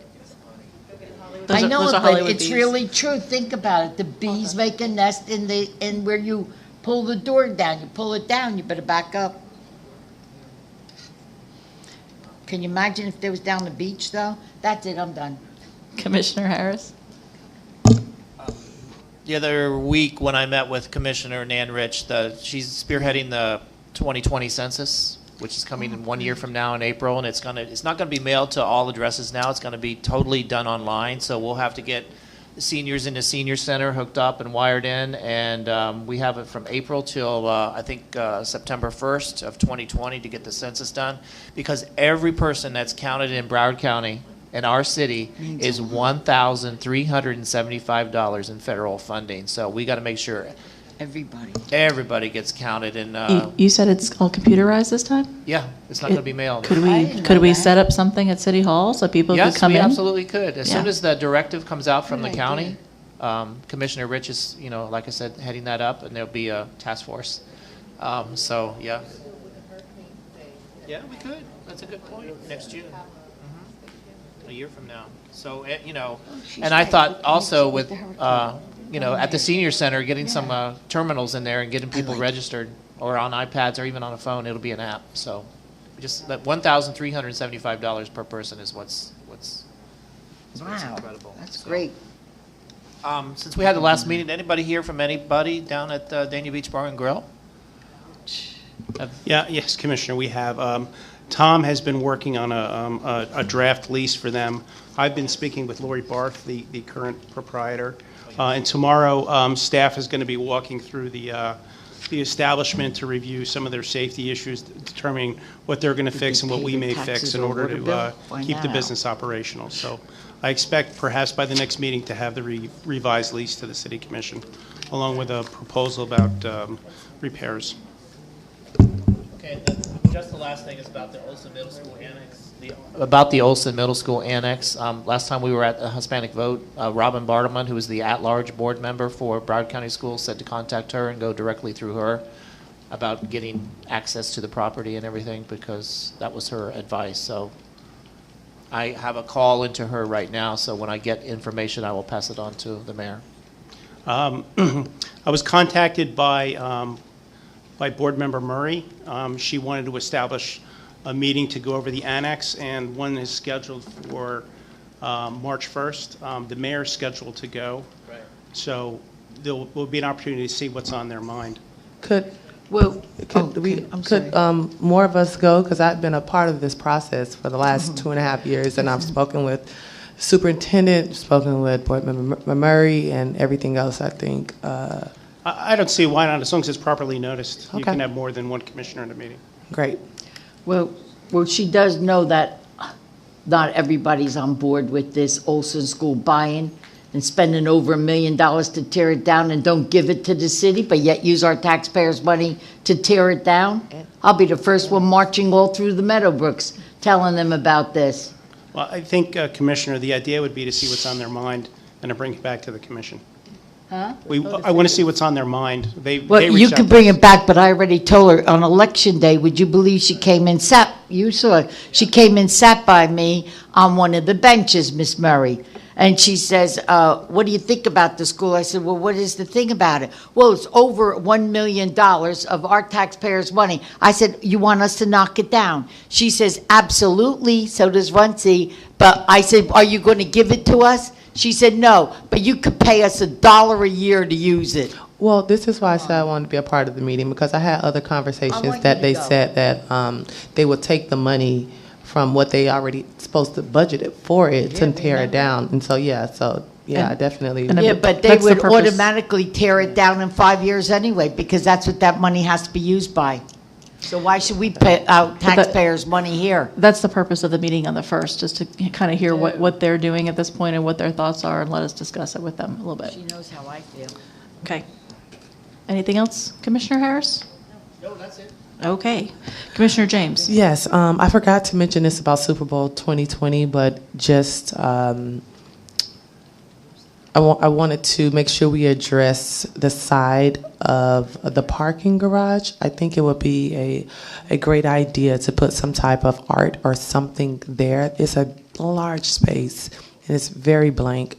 And we have day after dark. We're going to have a lot of people that are in and out of this. I think that I'm not sure how to go about this, but my first thoughts are to really fill that space with some type of art, and we can implement it in our next budget. Nothing that has to be done right now, but start laying the footwork for I don't know, a really nice mural or whatever it could be.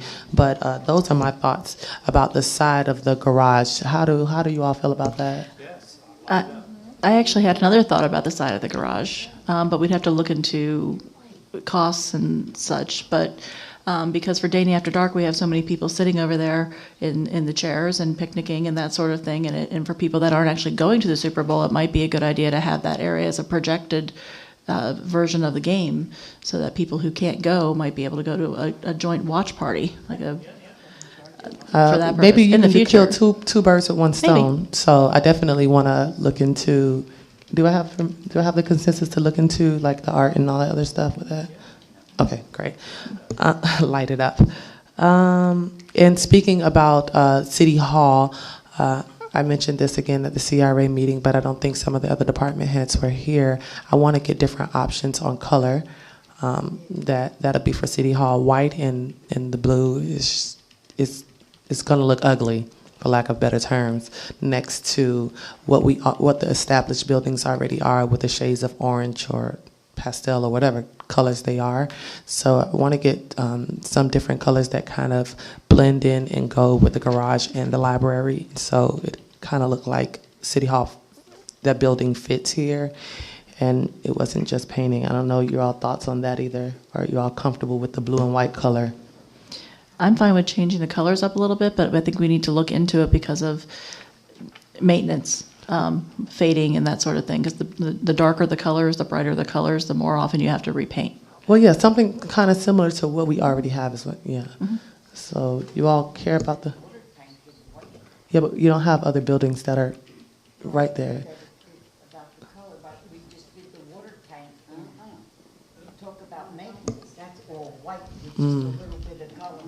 Right, but that's the reason why I think we went with the white was because of the maintenance. Okay, so I'll look into that too. I'm sorry. Could we revisit that? Was there consensus to add some more color options based on the color palette that's here? Yes. Yes. That's fine. Okay. Colin, from looking in your report, so FP&L will be finished burying the lines in 2 months, like completely finished on the beach? Brad?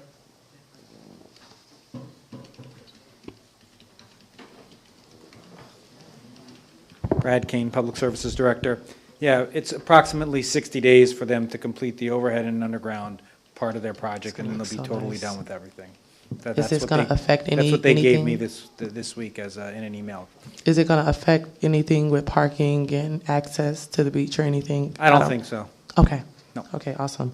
In the beach restoration, the seawall design, I was told that if once we get a seawall, that we would have no more restoration from the federal government because there's nothing to restore if you have a seawall. Is that true? I don't think so, because Fort Lauderdale keeps on getting restoration. So, you know, that's not inside that's outside the high water mark. So I don't. That doesn't Okay, sound. because when I went to remotely- DC, that's what they told me. They said if you're going to build a seawall instead of having the sand, there's going to be no reason to restore if you don't have sand there. I don't know. That was just something I thought about when I saw that. So maybe you want to. Well, we'll follow up with that. The bus shelters, do they belong to Broward County or us? And how are we going to The ones that are advertise? just put in? Yeah, those green ones. Those are ours, and they're meant for the community bus. The community bus used to be, this project started, there used to be a tree outside where the people waiting for the community bus would wait for. FPL cut the tree down, so we put in bus stops particularly for the community bus. So those are ours. So, did they put one right here in front of City Hall? Yeah, there's one on West Indian Beach Boulevard, right on the City Hall side, and across the street on the north side. There's one. Because we have so many different types of bus shelters. I mean, they have some really nice ones, and then we have those green ones. Are we going to be able to advertise on these bus shelters, or maybe put a city wrap or something? Yeah, other they're than that? ours. Absolutely. Could we look into doing something there? I don't know if we're going to advertise or put something that says the City of Dania Beach or wrap it or. Well, we need to put the loop information on there, the bus loop information. So we haven't done that aspect of it. Okay. Yes. Okay. I think that's it. I just want to wish you all a happy Valentine's Day, and those are my comments. Vice Mayor?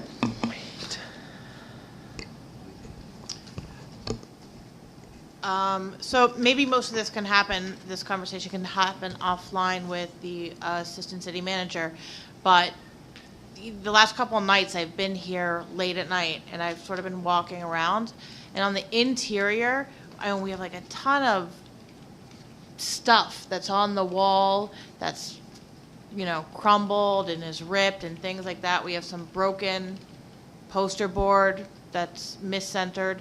So it was maybe it was when the someone from the CAC had asked if, we could do something simple to make it look a little bit nicer on the interior.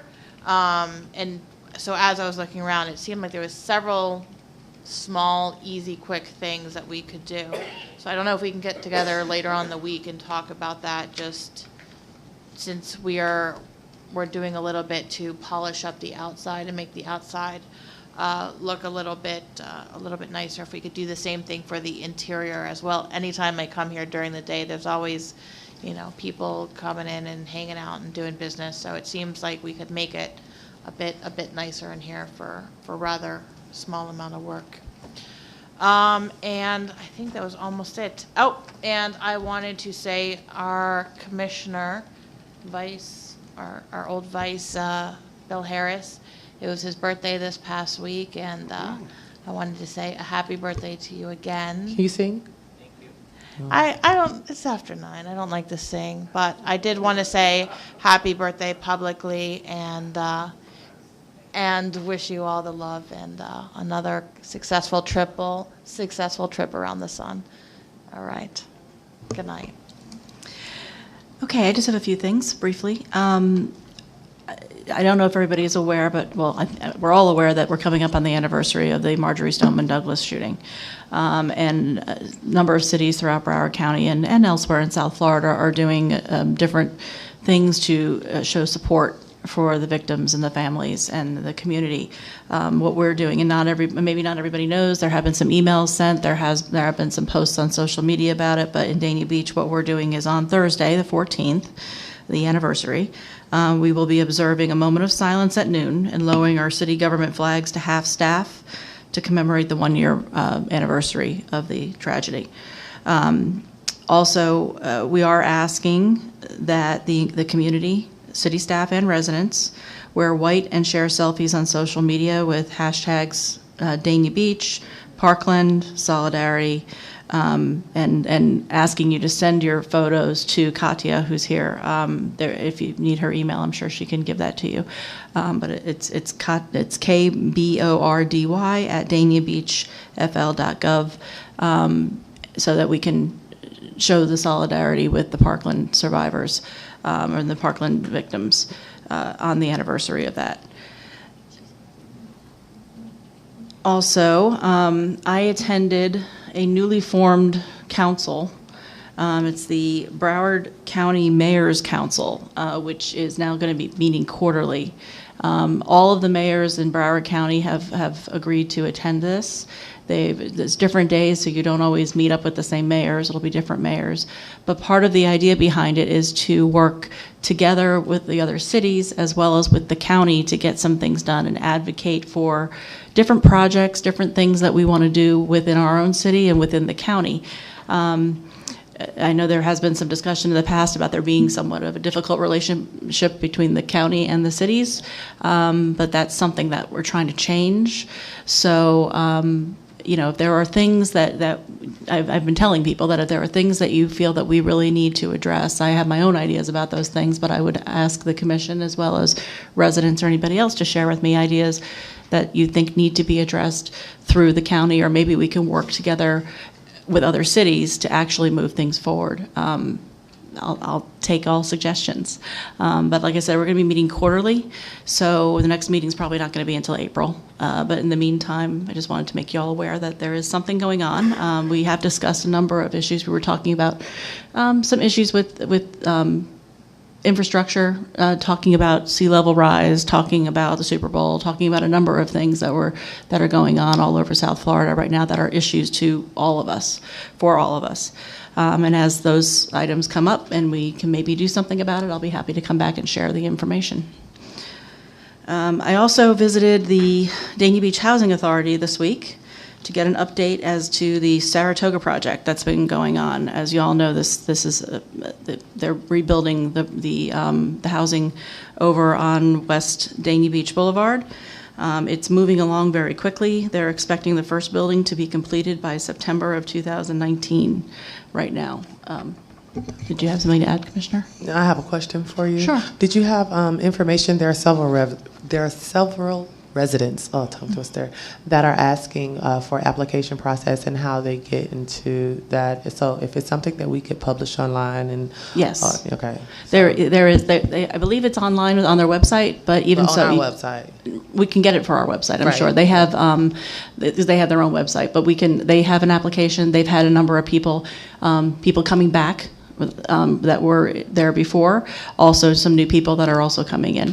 And in any event, they do have an application. I'm sure we can get that information and put it on our website without a problem. Because putting that on social media and being able to share that, I've had so many questions about it. So I'm glad you went and thank you for that info.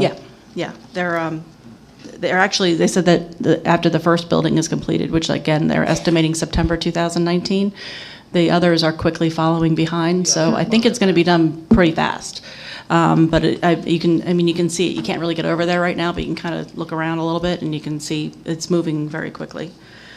And the last thing is just a quick little note for Parks and Rec. I actually got some compliments on the CPR class that was held over at Frost Park. The residents who did attend, it wasn't a large turnout, but apparently they did get a nice little turnout. They were very happy with VSO helping out with that, and they'd like to see more of it. So I don't know if we can do it in more locations other than at Frost Park. I don't know if it is being done at other locations at this point, but the residents were really happy with it. They thought it was a great program, and they'd like to see more programs like that. So I wanted to pass on my congratulations to Parks and Rec for doing a great job with that, and BSO for helping out as well, doing a great job with it. And that's all I have for the night. Next is appointments. Airport advisory, anybody? No. We have Vice Mayor, no. Commissioner Harris, Commissioner James. I don't have any for anyone. No one wants to serve. Okay, so I'm going to skip over education advisory since the Vice Mayor said she doesn't have any. Green advisory, yes. Commissioner Brandon Marty, yes. Yes, I do. Who? Her name is Beth White. And you have her information for Tom? No. I have her phone number, so we'll get her mailing address and email address. Thanks. Okay, Marine Advisory Board, Commissioner Brandemarty, do you have anybody? Actually, something came up about that. Chris Burrill, I know, was one of Commissioner Brandemarty's appointees. Yes, I think he's already one of your appointees. He indicated, I saw him not recently, not too long ago, and he said that he never received a new package of materials. The reason he did not was because the terms were changed to run concurrent with the commission terms back in April, and he was notified of that at that point. Okay. And so his term never ended, so it just continued, which is Okay, so he shouldn't be expecting a package. Okay. Parks, Recreation, and Community Affairs, Commissioner Brandemarty?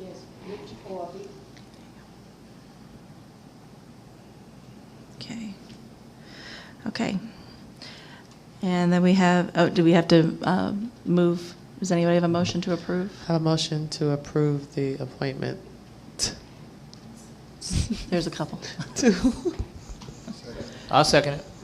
All in favor? Aye. Anyone opposed? Okay. Administrative reports, City Manager.